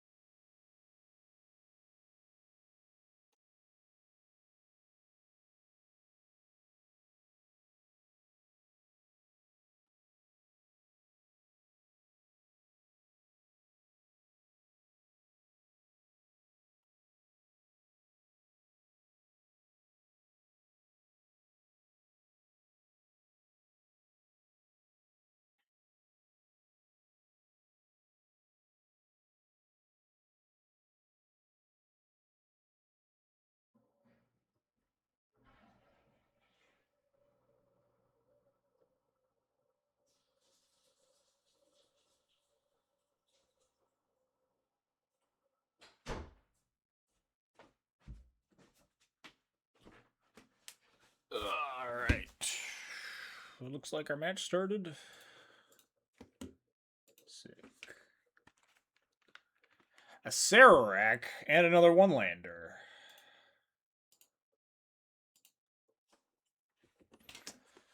A hand that does not cast Cloud, but does, like, assuming we hit lane 3 at some point here. Anointed Peacekeeper is really good. Duke into Saga is pretty powerful here. Seamrip has, like, some pretty reasonable hits against, like, the Heartless summoning stuff. I think I'm gonna keep this. It's definitely a little loose, but it's got enough good stuff going for it that I think I'm gonna keep. If we hit planes, we can like just like cloud do hand stuff. Goodbye, Duke. Well, that is not a white source, but it is a third land for Saga, which is nice. I'm just wondering how I want to sequence this. If I want to play Anointed Peacekeeper on 3 into Saga stuff. I think I do. Just go Crystal Vein, go. I guess Anointed Peacekeeper isn't that good until you exhaust their removal spells, though, so maybe we just have Saga stuff to try to pressure them.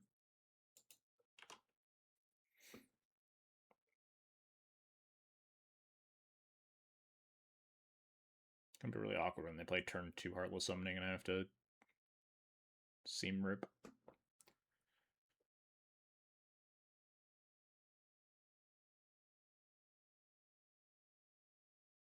Yeah, sure. Take my Anointed Peacekeeper, maybe my Seamrip. Guess it's a good thing. I guess, yeah, playing the Saga first plays around discard spells, right? Because we only have one really good card in our hand. Presumably. Yep. They also lose a card? That's how this card works? Kind of crazy that this card is like the 7th best Thoughtseize, I guess.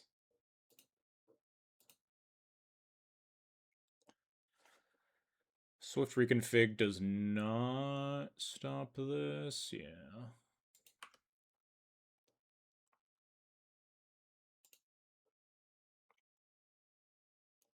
So Swift reconfig's not very good here.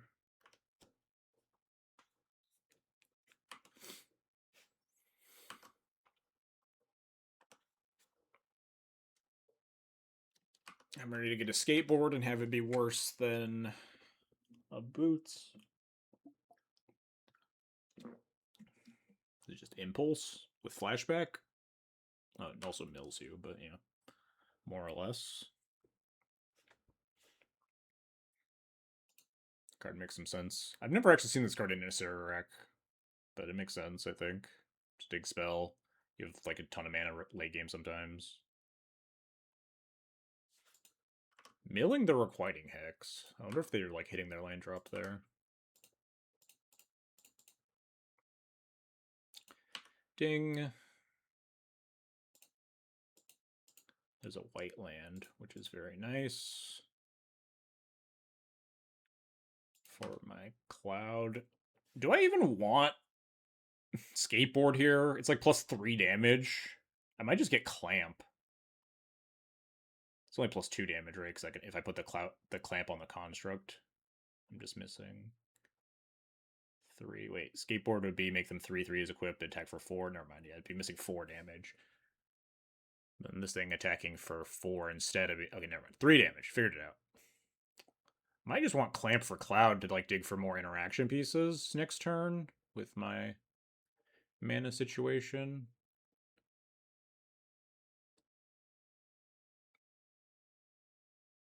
Skateboard attack for 7. Next turn. Technically, I wouldn't even have to play land. I could just jam Hand of Vecna off the Crystal Vein, equip attack, threatening with 4 cards in hand with Hand of Vecna, and they would become 1, 2, 3, 4 power. They'd become 4/4s. Clamp is equipped into 1, so it's 9 damage. Hand would be +4. Potentially +3 if I play the land. It's 13. So it is actually technically lethal if they have nothing. So maybe I do just skateboard them. Tap down your land. Got him. Yeah, I mean, you just always float here.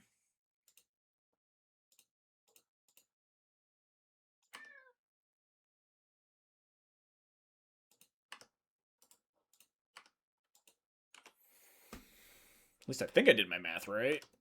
Next turn, by playing hand, I attack for 9, and then I would have... Oh, no, I only have 3 cards in my hand. Shit, I think I am off. Because I was counting the planes in my hand that I just played there to equip the skateboard. Shoot. That's not great, but... But I guess not the end of the world. Grief me? My hand sucks. You know 2 of the 3 cards. Take him. Beseech. Probably tutoring up one of the Serac combo pieces. Oh. Literally revealing Sig ceremony. Oh, fuck. Then they have Lake of the Dead to just obliterate me here. What is my plan to beat this, huh? Ah, hey, kitty. Chill out. I need to deal... So I can kill the zombie druid. Do I just have to, like, Cloud Clamp? Aggressively here?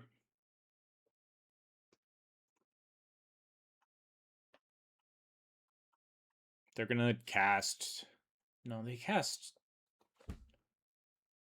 a Serac so many times here that I don't really think I have a way to stop it. Even if I Cloud Clamp, I only have 1 mana left over, and there's no, like, 1 or 0 mana spells that could solve my problems here. Yeah, I think we might just be... Like, we can't draw into, like, Tech Edge or something. Well, Tech Edge is a bad example because they have 2 lands, but... They're gonna cast a Serac, like, a million times, and even if we had a Pro Black Sword, I'd probably just get, like, Thought Seized or whatever. We could, like, get Clamp and try to top deck a Reverend Mantra, or potentially a...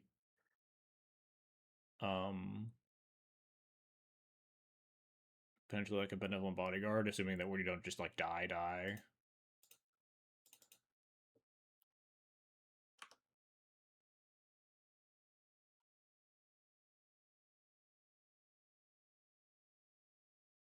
Yeah, really unfortunately, our Anointed Peacekeeper got exiled by their Spectre's Shriek, too.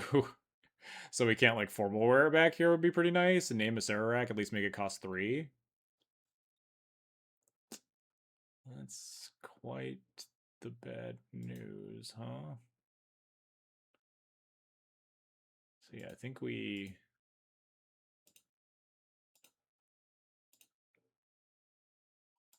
do this.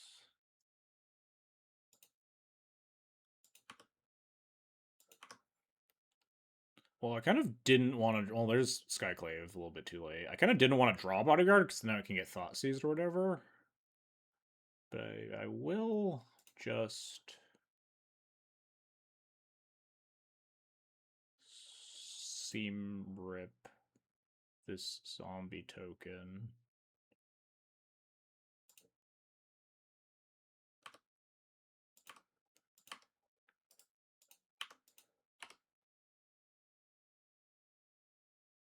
Because we do, like... Although they can, like, Twisted Caverns my construct or whatever. Then we can move the skateboard over. In a world where they, like, have the most heinous whiffing possible after casting a Serac, like, 6 times and drawing 5 cards and getting a free spell or whatever. I'll let them do their thing. We're almost certainly dead, but...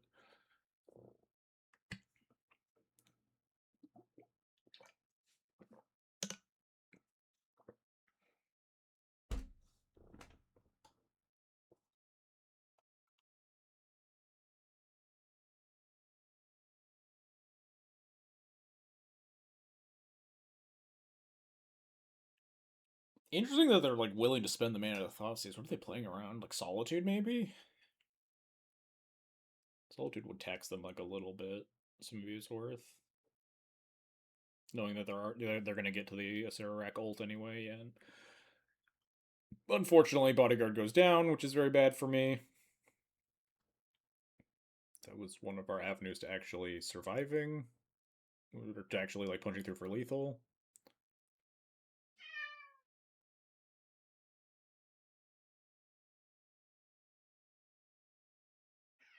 We draw Formalware. The 2 reanimation effects that we have. Reverent Mantra.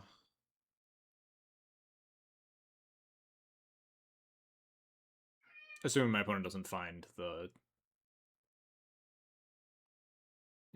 cast a Sk8r infinitely card. Relic of Legends.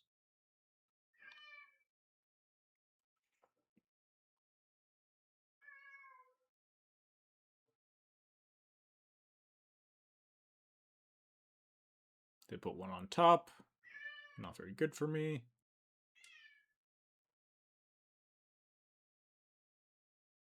Oh yeah, there's Beseech the Mirror. Yeah, they cast a free Beseech the Mirror, casting Relic of Legends, and then they get to go infinite. Yep, alright. Fair enough. Did we actually find the out? We do not. We just blow up their Sibsig and try to set up for the, like, grab Formula or something with Cloud afterwards. It is what it is.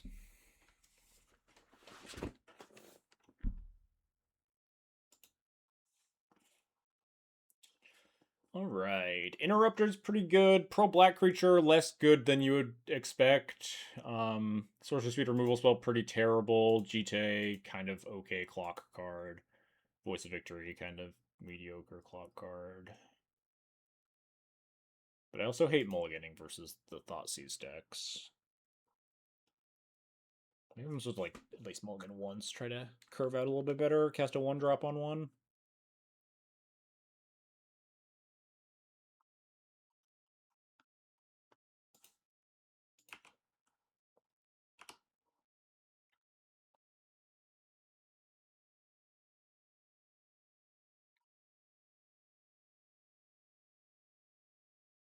Thoughtseize.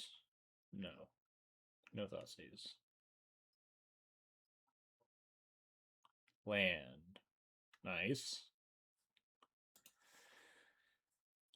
Big fan of hitting land 3 here. I almost just want to lead Voice of Victory. Plays better into 1-mana removal spell, but if I lead Cloud, it's just Formalware or Hand of Vecna. Hand of Vecna might be okay to like just try to pressure them down, but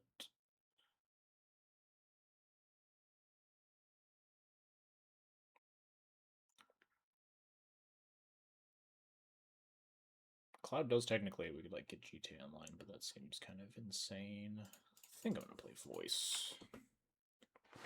He deals the most damage and makes like a Fatal Push or a Requiting Hex worse for them. Less mana efficient. There's a good chance they just have like a Thoughtseize that they cast after we cast Cloud. Like that one. I imagine they're just going to take my Aven Interrupter, though, because it's the only card in my hand that actually has text.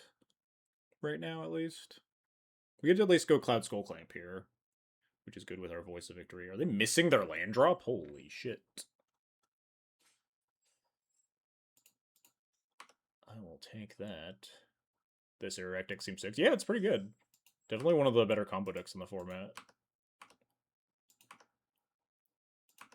It's kind of miserable to play when your opponent doesn't concede, but it's also like kind of easy to win because you get like the draw 3 plus cast a spell for free part of the deck pretty readily. I think we're just gonna Cloud Clamp here. Sets us up nicely with the Voice of Victory.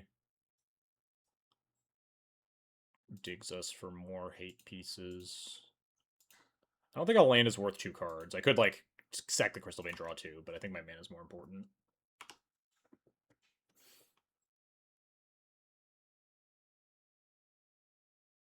They just... What did they keep?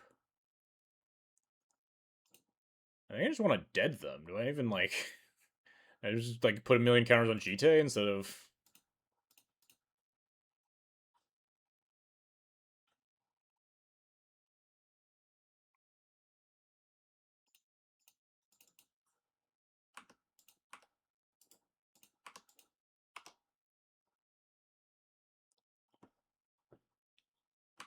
Yeah, it just puts lethal on board.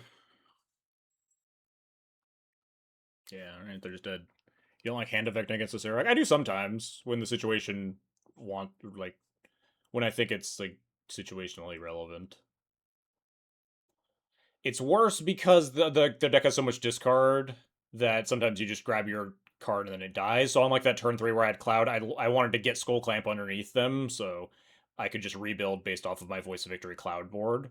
Even if they kill one, I can just use Skull Clamp to rebuild. Versus if I just grab hand, I have, like, a kind of piddler board state, and they Thoughtseize my relevant spell. But it also didn't matter because they just missed their second land drop and died horribly. So yeah, Hand Effect is probably, like, top 3 equipment to get. It's between, like, Skull Clamp, Hand, and Formal War, depending on the situation. All right, this hand's good. We have Curve. We have multiple pieces of interaction. This is a hand I would probably get Hand Effect, assuming we hit land 3 or something. If we missed land 3, then maybe we grab Skull Clamp. Depends a little bit on if the Duke is alive as well.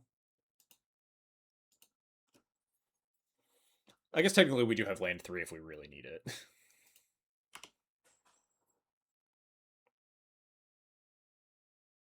Sure. Alright, well, we're not getting hand. Probably just going to be Skull Clamp.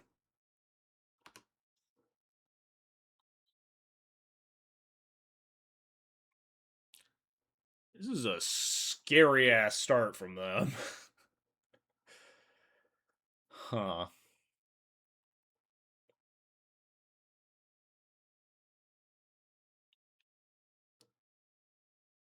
Kind of awkward that it'd be almost nice to just slam hand on Duke here and just attack them, but then I can't hold up Aven Ripper the next turn anyway.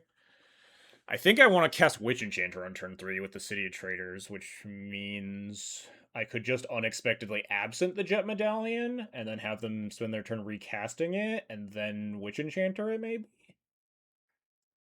That feels like not my favorite plan in the world. I could just, like, play Cloud, but I don't love that either. The Jet Medallion's really scary. Yeah.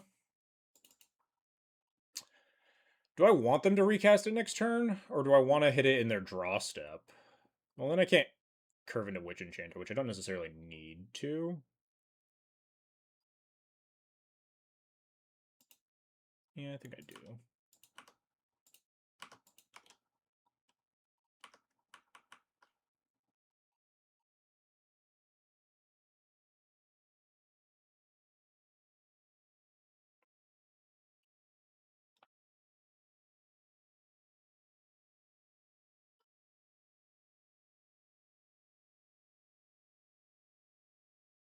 Play Relic of Legends.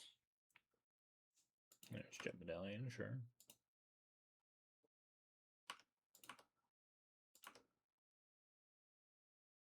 Hitting it, draw some might have an incentive to crack Starfire. This is a Prism Ring, not a Prismatic Star. Or Sphere, whatever. Ooh. Pure Steel. Unfortunately, these are legendary. Or Hand is legendary. Man, if Hand of Vecta wasn't legendary, that'd be nuts. If you could, like, double hand.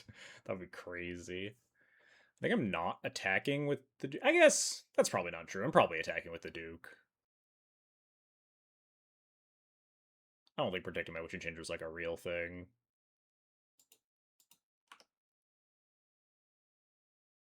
I really want to clock them, and if they're spending a removal spell on my Witch Enchanter or whatever, that's fine with me.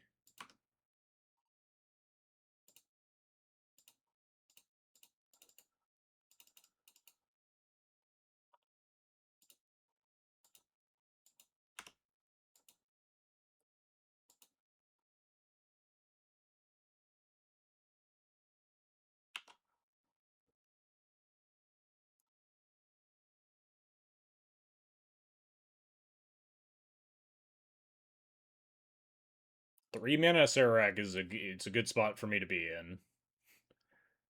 When they're just fucking sending it.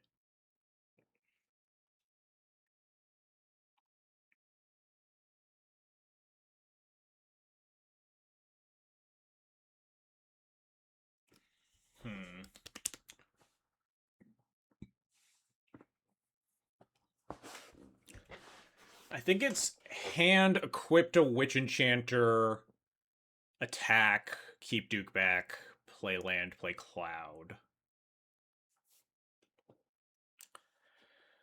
And then Cloud for like formal wear to play around like a Wrath. We have formal wear plus Masterwork to rebuild.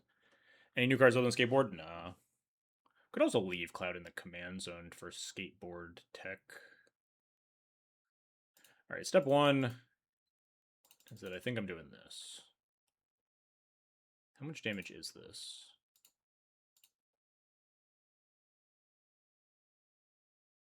This is 6. It's nowhere near enough. I want Cloud in play so I can like double up Hand of Vecna triggers, I think.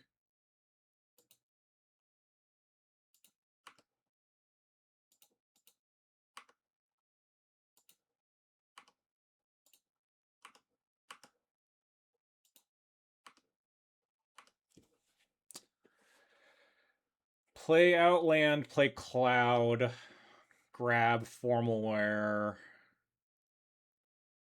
Gives me 4 cards in hand, draw to 5. So Cloud plus Witch Enchanter is lethal. With Duke back up, if they Wrath me, I can Formal Wear back the Cloud. Holding a Witch Enchanter is kind of awkward when I don't have any pressure in play. But like Formal Wear back Cloud.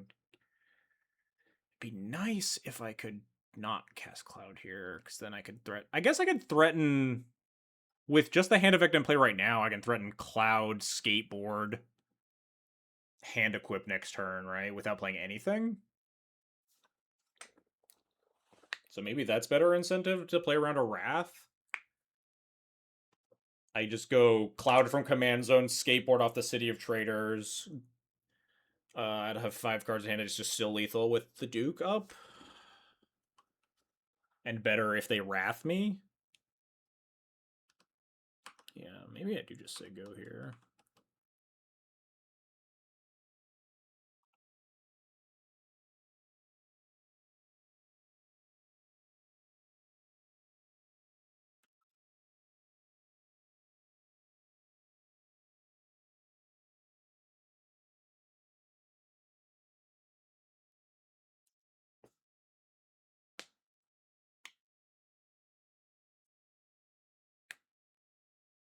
God, I'm so fucking... Wait, this isn't even good. They paid 2. The Witch Enchanter could be a 3/3. You're supposed to pay 3 life for this opponent.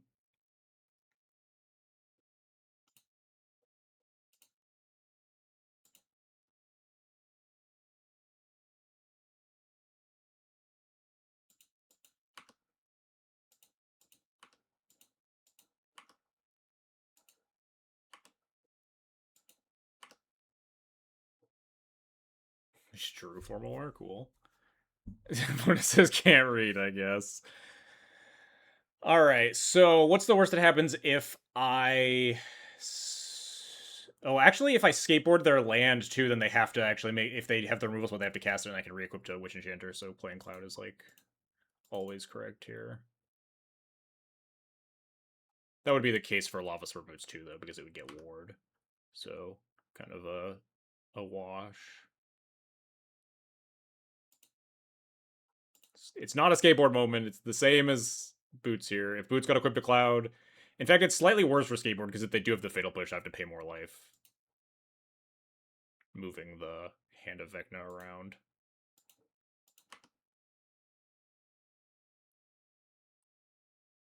They do... Okay, they just cast the Requiting Hex, sure.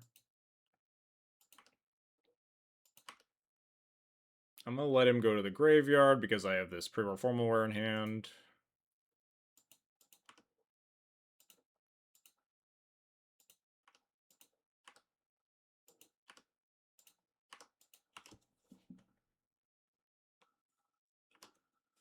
It's not a skateboard moment. The boots do the same thing there.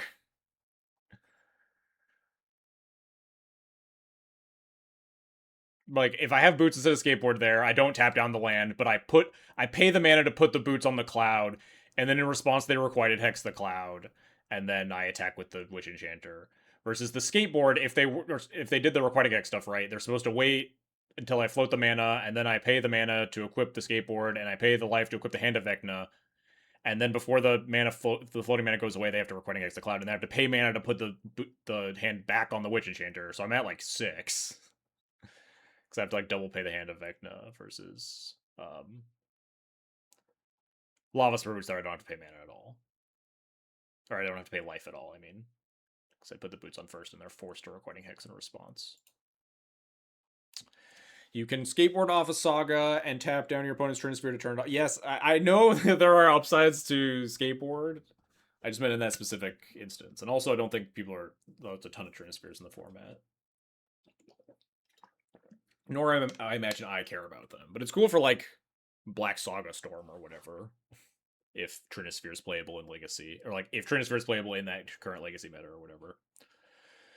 Alright, we're 4-0. Deep breaths. Play for our trophy here. We had a real skateboard moment in match. Was it match 1? I forget. Where we tapped down. Fuck, what did we do with it? We tapped down a blocker for lethal, and it was match 1 against Tivit, where we got to tap down a blocker. We tapped down their colorless pilot token, so that the pro blue, the recruiter holding Sword of Fire and Ice could attack through for lethal. In a situation where boots would not have been lethal because they had 2 blockers and we had like. They were at 3, and we had 2 3-power attackers and a type taker. Yeah. I do think specifically with Cloud doubling the ward that it probably matters more. And Skateboard looked pretty bad last week, but Skateboard has been looking okay this week. I think it's going to be kind of tough because the ward, in terms of how it inhibits your opponent's game plan, is kind of invisible to you a lot of the time as the ward player. You don't know how often, or sometimes you don't know how the ward is affecting their sequencing of spells, if their removal spell is stranded because they have to wait a turn to pay 1 more for it because you don't know what the cards in their hand are, right? So sometimes Lavaspur Boot's effect on a game is going to be more invisible. Versus it's pretty plain to see when your skateboard's coming up. One day, though, I just want to Rashad import my opponent with skateboard in tandem with Stoneforge or Sigarda's Aid. Just like tap them down on a mana and like a critical turn against like a Traxa or something. They're about to get to the Traxa mana point. Something like that. And we tap down a land with instant speed skateboard. It'll be great. Then I'll be a skateboard fan forever when that happens. Anything that lets me relive the Rashad and Port glory days.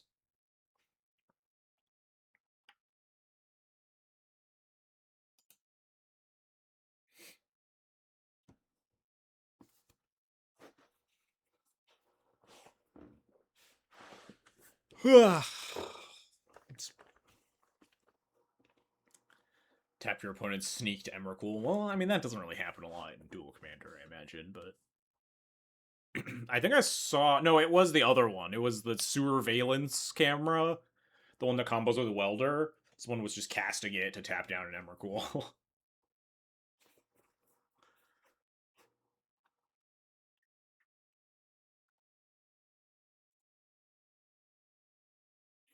I do love it when cards that are clearly combo pieces get used for their actual printed purpose. When you're playing some like stupid bullshit that just kills like fucking Phyrexian Devourer or whatever, it's like this card's clearly in my deck because it kills you with Engineer and Soul Cauldron or whatever. But sometimes you just cast it for 6 mana and you just punch your opponent in the face. I love that. So I love the scrappy plan Bs of combo pieces. The plan Bs that are like the plan As of the card, playing the card as printed. Alright, last match. We are on the play versus Magda. Alright, this matchup's generally a little bit spooky in my opinion. Magda has a lot of like pretty good tech pieces against Cloud generally, but definitely not a terrible matchup. Certainly gonna keep this hand. Got a lot of good stuff going on. We have Saga is really powerful versus Mono Red, especially. We have Drum to curve us, not much shoot us up the curve. We could potentially even like play and crack Sk8r Commando on one if they play like the Relic or something that combos with Magda. Given that we don't have any removal for the Magda. I don't know if I even would do that given the option, but I might. It helps me curve out pretty well because it uses up 3 mana on turn 2, and then turn 3 I can go like Cloud into Voice, like Saga, Cloud Voice of Victory, and just like really play to the board.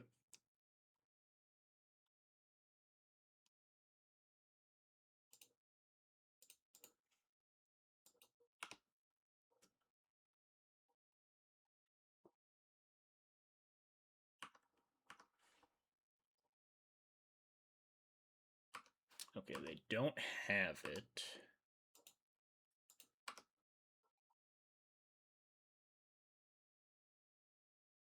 Ooh, Sanctifier's really good in this matchup. That's nice to have. I think I want to play Voice of Victory here. There's a good chance that turn 4 would be like Cloud Clamp. Clamp a token, draw 2. Voice of Victory is good against, just my opponent holding up Shock or whatever. I'm not in a super huge rush to play out the Sanctifier. I guess Voice is like not that great against like just turn 2 Magnus right now. But again, I just attack with everything. They block 1 token, they deal them 2, and then I get to draw 2 cards. That does seem pretty good. Unfortunately, no 1-drop to go with this Voice of Victory, but is what it is.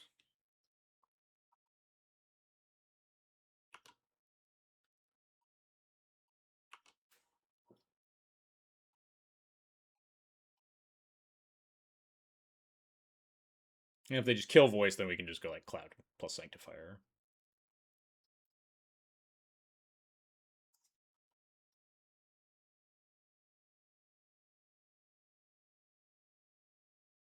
Like Pyrokinesis my Voice of Victory here? Fury it? No.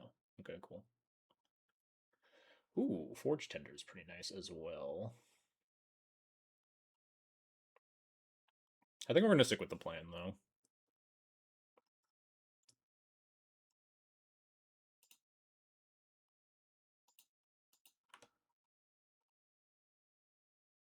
Just drawing 2 cards while I can seems very powerful in the matchup, especially because I don't have any removal for the Magda as it sits.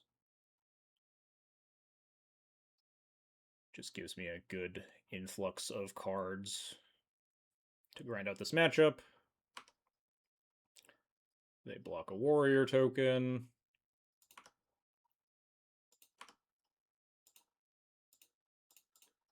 We play Cloud.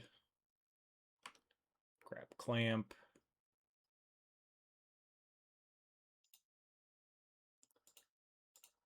Play Clamp. Could draw 4, but it doesn't seem. I already have 4 cards in hand, so it'd be draw 4, discard 1, and obviously kills my Cloud. I think just drawing up to 6 cards is nice. Next turn, we probably just like spew a bunch more cards. Depending on if my Cloud is alive or if my Voice is still alive this turn, we might, clamp some more Voice tokens or just play a bunch of per red guys. Very powerful in the matchup.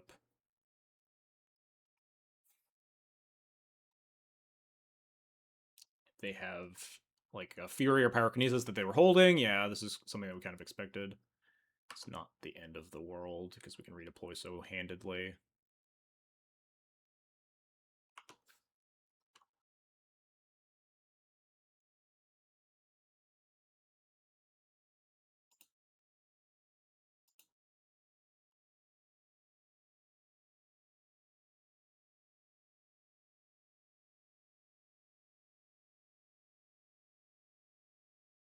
I think it's gonna be. I think this is a Saga turn now, and I'm gonna play out Burrington and Sanctifier and hold up Sk8r Commando.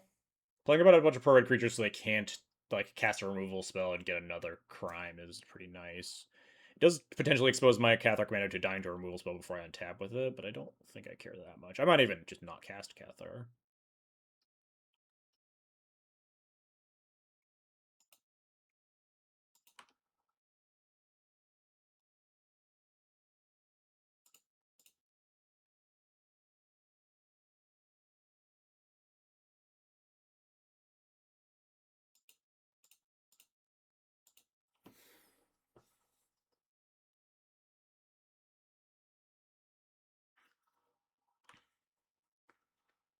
Playing a bunch of pro-red cards, pretty powerful against the mono-red deck.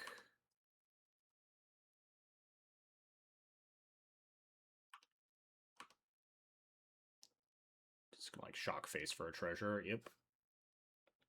It's actually notably that they are burning this, so I don't get got by like a block that can kill my pro-red creature. But obviously they kind of want to accelerate towards dragons as well. Untap, cast another spell at my face, attack me with a 4/4 haste dragon thing.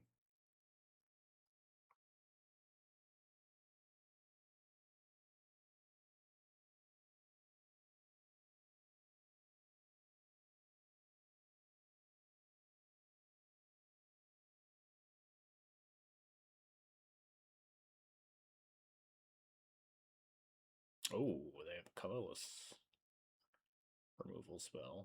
Sure. We at least have second pro-red creature.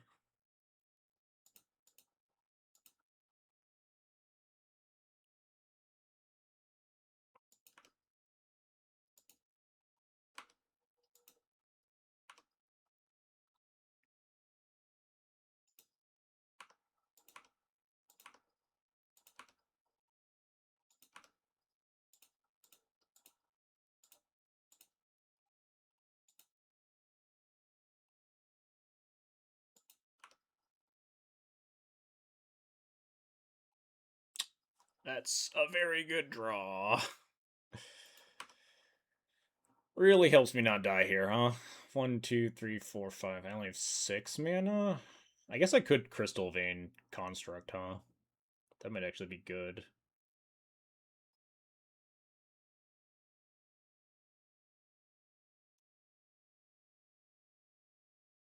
Why did my opponent ... me in chat? Was that when I played double pro red creature or something?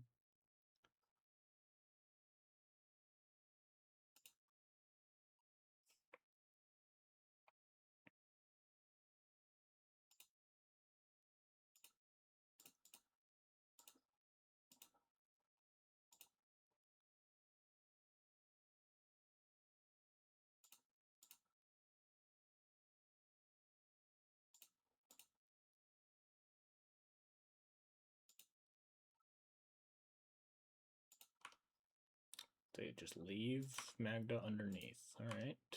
Hit you.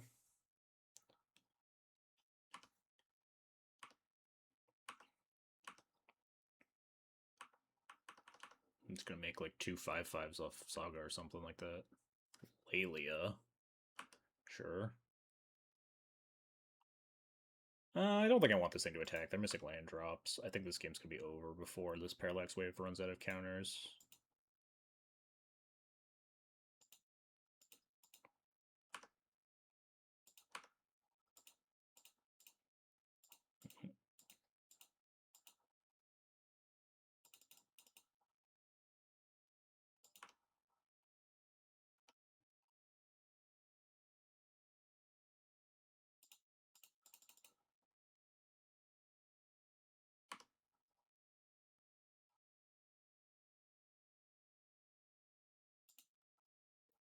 Not a good moment for skateboard, I suppose.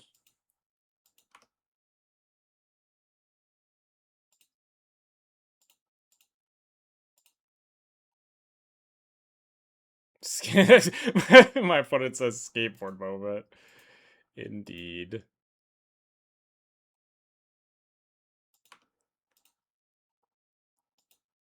this lethal? I think it is. Yeah. All right. Up a game versus Magda. It's good. They had like a Molda 6 that ended up looking pretty clunky there. We still, took some lumps. They had the colorless removal spell, the Fury and stuff. I wonder if I wanted to play around with Fury. It was kind of expected that they'd Fury or Pyrokinesis given that like the pause on the Magna turn. I just don't think I cared that much. Getting the Skull Clamp down, which didn't really end up mattering, but like giving me a double per red card in our hand, maybe we were supposed to just take longer. Getting set up.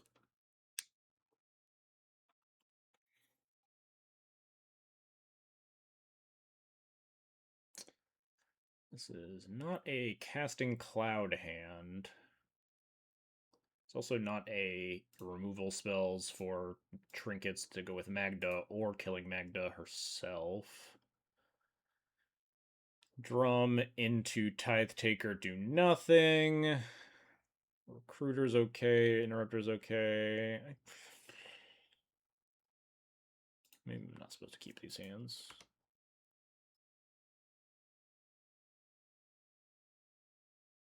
Nice. I love no turn one play from them. They're the hardest Magda hands to beat are the ones where they go turn one, like crime enabler.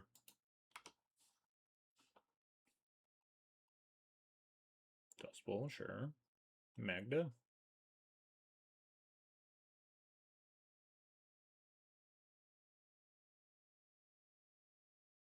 I think I'm going to. Do I Cloud Skull Clamp again? It's almost certainly going to die, but with Helping Hand. But I don't like want to Skull Clamp really, other than to dig for stuff. It's mana efficient to get a card like Skull Clamp here. At some point, I probably will need to rebuild. I just don't know what that point is. But I'm more concerned about being able to answer this Magda and stuff. But Tithe Taker doesn't really answer Magda either. It just trades a little bit better with removal spells. Maybe we just hold off on Cloud for a bit because I don't really want Skull Clamp or anything else. We could like just plan for the future and Cloud for like sort of Fire and Ice or something. Just get that in my hand for now. But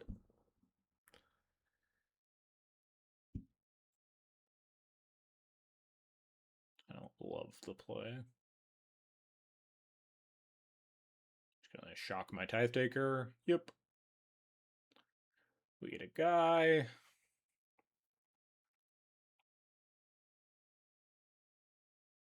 Are they gonna miss this land drop? If they do, I think we're gonna just recruit Solitude.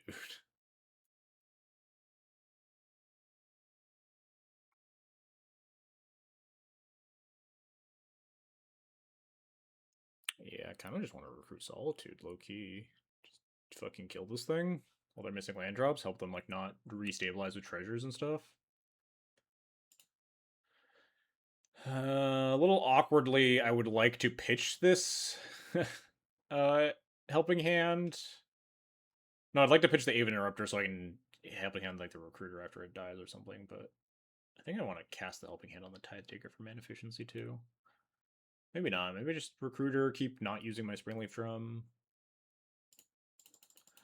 Like a fool. I don't think this Aven Interrupter is very good, so I don't mind pitching it. Solitude, Solitude, Solitude. Maybe they'll cast Pyrokinesis in response. And I'll get to Helping Hand my recruiter. Nope.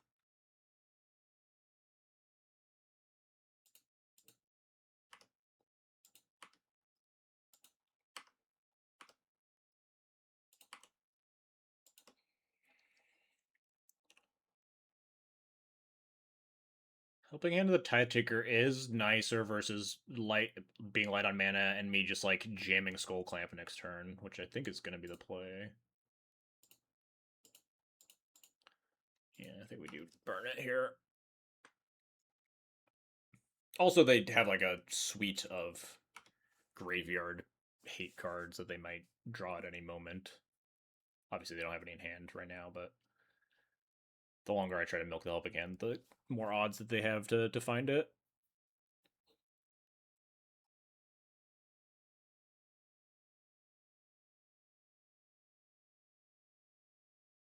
Next turn we just get to use like Cloud Clamp to refuel. Screaming Nemesis. Alright, yeah, I don't really care about that one. Might even just not attack to hold back my guys. Yep. I could Talon Gates it to push damage. I think I'm much more likely to want to use the Talon Gates for something else down the road. I don't know what, but something.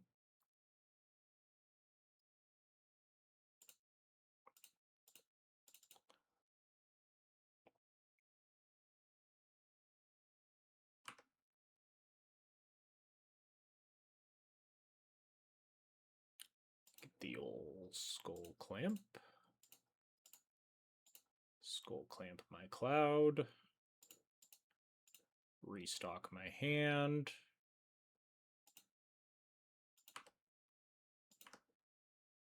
No 1-drops.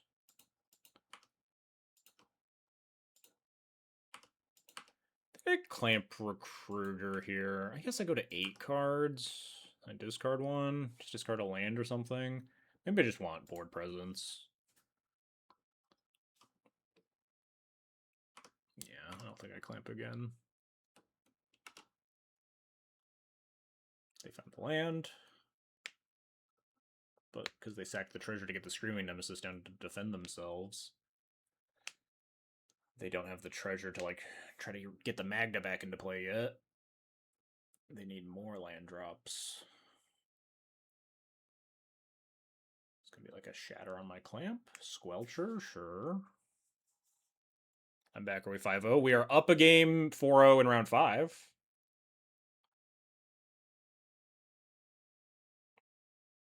Next turn we'll have 6 mana. It's probably just gonna be Cloud for Sophie plus like Voice of Victory or Stone Forge or something.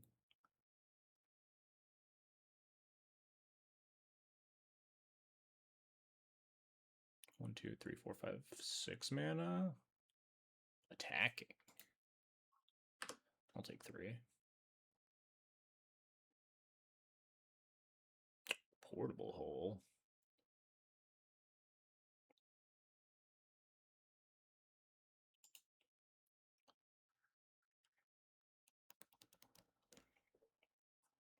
Portable Hole, Sk8r. They're holding up 1 mana, which is basically 0 because there's the Tide Taker, so I don't really think I have to play around much here. The main thing to be worried about at this stage is probably like Fiery Confluence or something. I want to play in a way that I invest into Fire Confluence the least, which probably means I want to get Cloud into play to get sort of Fire and Ice to like try to one-shot them. So I think it might just be Portable Hole plus Cloud.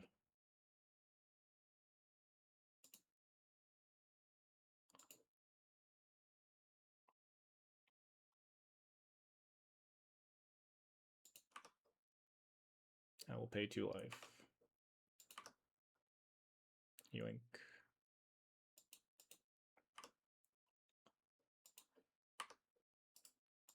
We'll attack you for 5. 4? 4.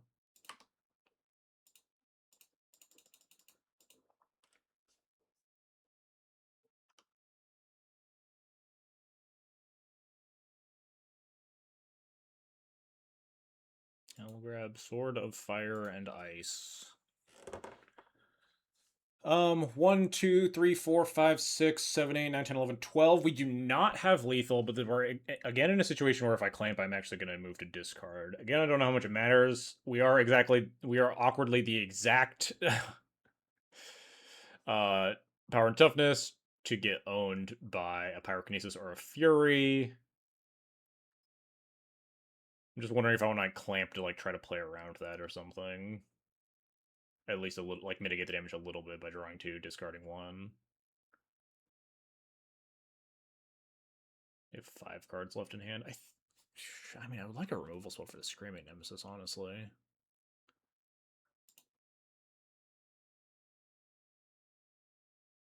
I think I do Clamp the Recruiter.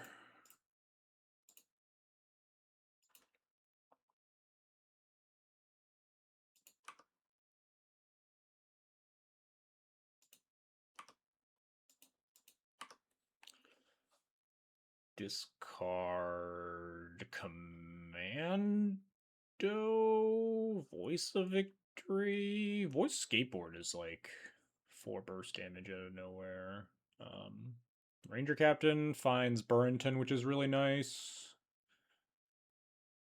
Could just discard a land. We're probably fine.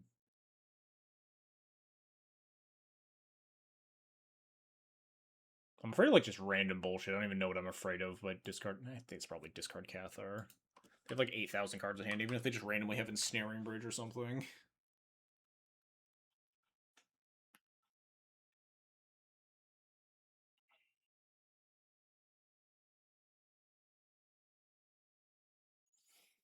Yeah, we were off lethal even with the Recruiter. Although with the skateboard, did we have lethal if we kept Recruiter? Although we didn't have both the skateboard and Recruiter at any point. Also, the skateboard costs 2 mana.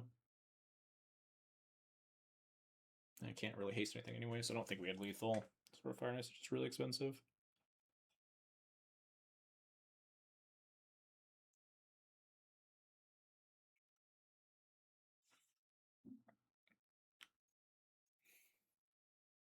Ranger Captain can at least go get Fortuner and like healing salve a Screaming Nemesis hit if like the worst case happens and I get Wrathed or something.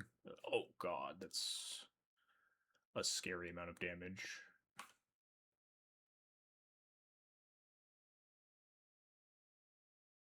But they have to sack the Screaming Nemesis if they want to like do the burst damage this turn.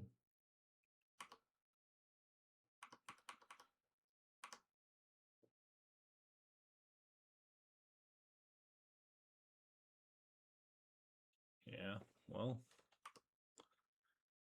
fair enough.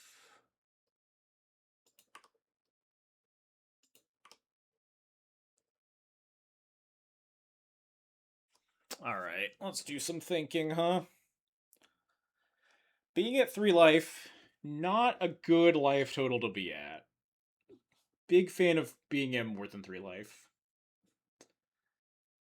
Is it just GTA then? We have Stoneforge.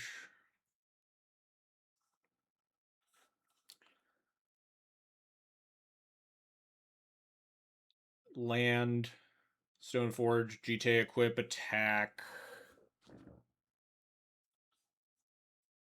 Even if I use 2 counters to kill the broadside, we're still at effectively 7 life with the other 2 GTA counters on Cloud. So that seems like it kind of locks it up still.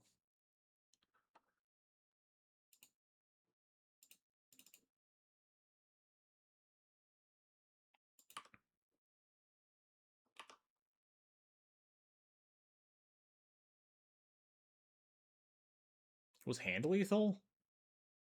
Wait, is hand still lethal? 1, 2, 3, 4, 5, 6. Cast hand, tap Stoneforge to manually equip hands to Cloud. Cloud becomes 2 plus 12. Wait, right? 1, 2, 3, 4, 5, 6. 12, 14. Yeah, hand is actually just lethal here, huh?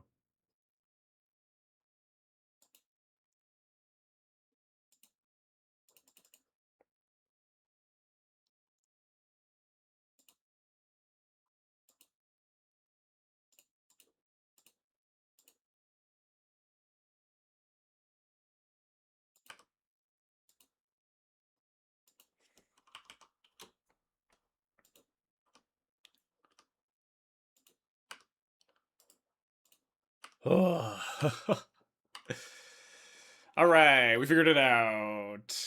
We got our trophy. Let's go.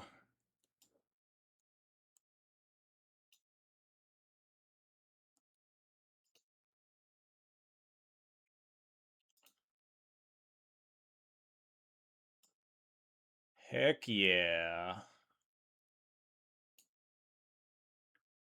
Trophied with Cloud.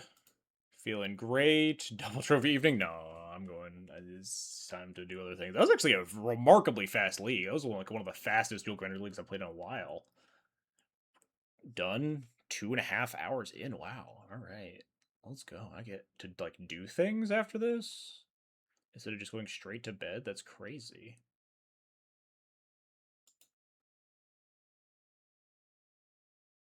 Hell yeah. Deck's great. Skateboard? Read a book angle? Yeah. Probably, like, watch some more One Piece live action angle. But yeah.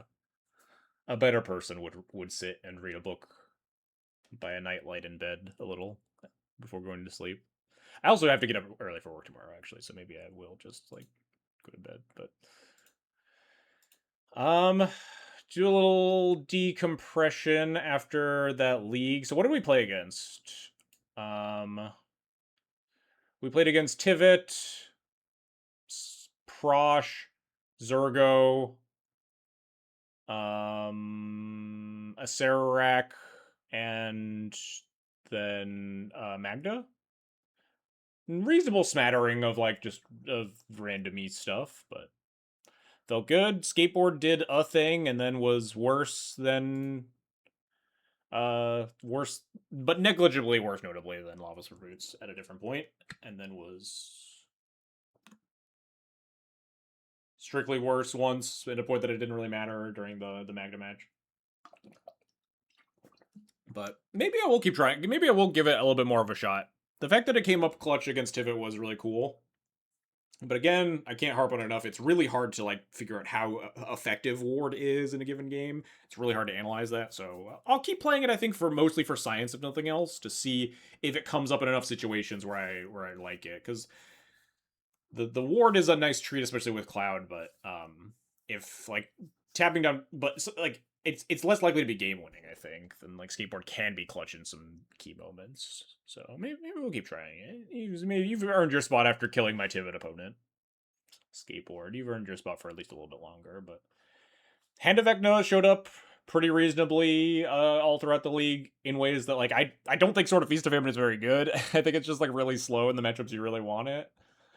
I think I kind of just like Hand of Vecna again. There are enough like not super interactive decks where you can just kind of burst kill them out of nowhere with it, and Sword of Feast of Famine is just like really slow to equip. There is just nothing in that slot. Like maybe it's fine if you're just like still playing the Thalia and you're playing against combos just always boarding the Thalia, but when your plan is like I need to kill my opponent as fast as possible, you just like don't really have a good equipment to reach for, and I just like hand in that slot. And it feels like there are a decent chunk of decks where it's just like I need to kill them as fast as possible in this meta. But that's gonna be it for tonight. Let's find someone to raid. Some good vibes. Maybe we'll try Ambroise's weird cloud aggro list next week, huh? Kind of put a feather in the cap of this list, so to speak. We've been doing really well with it. We had like a really bad week last week, and then also the week that we got annihilated by the 5-color Cascade deck like 400 times.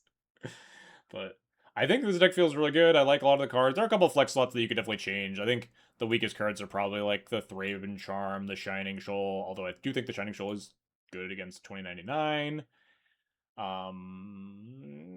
Kind of, you could like maybe mix and match the Hate Bearers. We could maybe get a Canonist back in the deck. Could maybe swap around some of the threes here or something, but I dig this deck. I dig this how we've kind of restructured it a little bit in the current meta. Big fan of it. If I were playing in like a dual commander tournament this weekend or something, I guess the one glaring weakness is that I have not played nearly enough Lumra to know if I want to tech more for that matchup. Maybe you want to be more aggressively targeting Lumra with some of your deck building decisions in ways that I'm not currently considering, and maybe that's food for thought for the future. Maybe I'll try to set up like a testing stream against Lumra rather than more random leagues. If paper dual commander events loom closer for me, and then I'll definitely consider trying to run a gauntlet of some of the top decks. Aragorn, 2099, Lumra, stuff like that.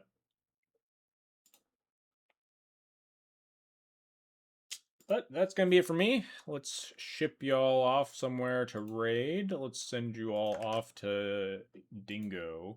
Dingo is... I've been watching a lot of Dingo lately just because he's on in a time slot that's very convenient for me. I enjoy some young Dingo content. Anyway.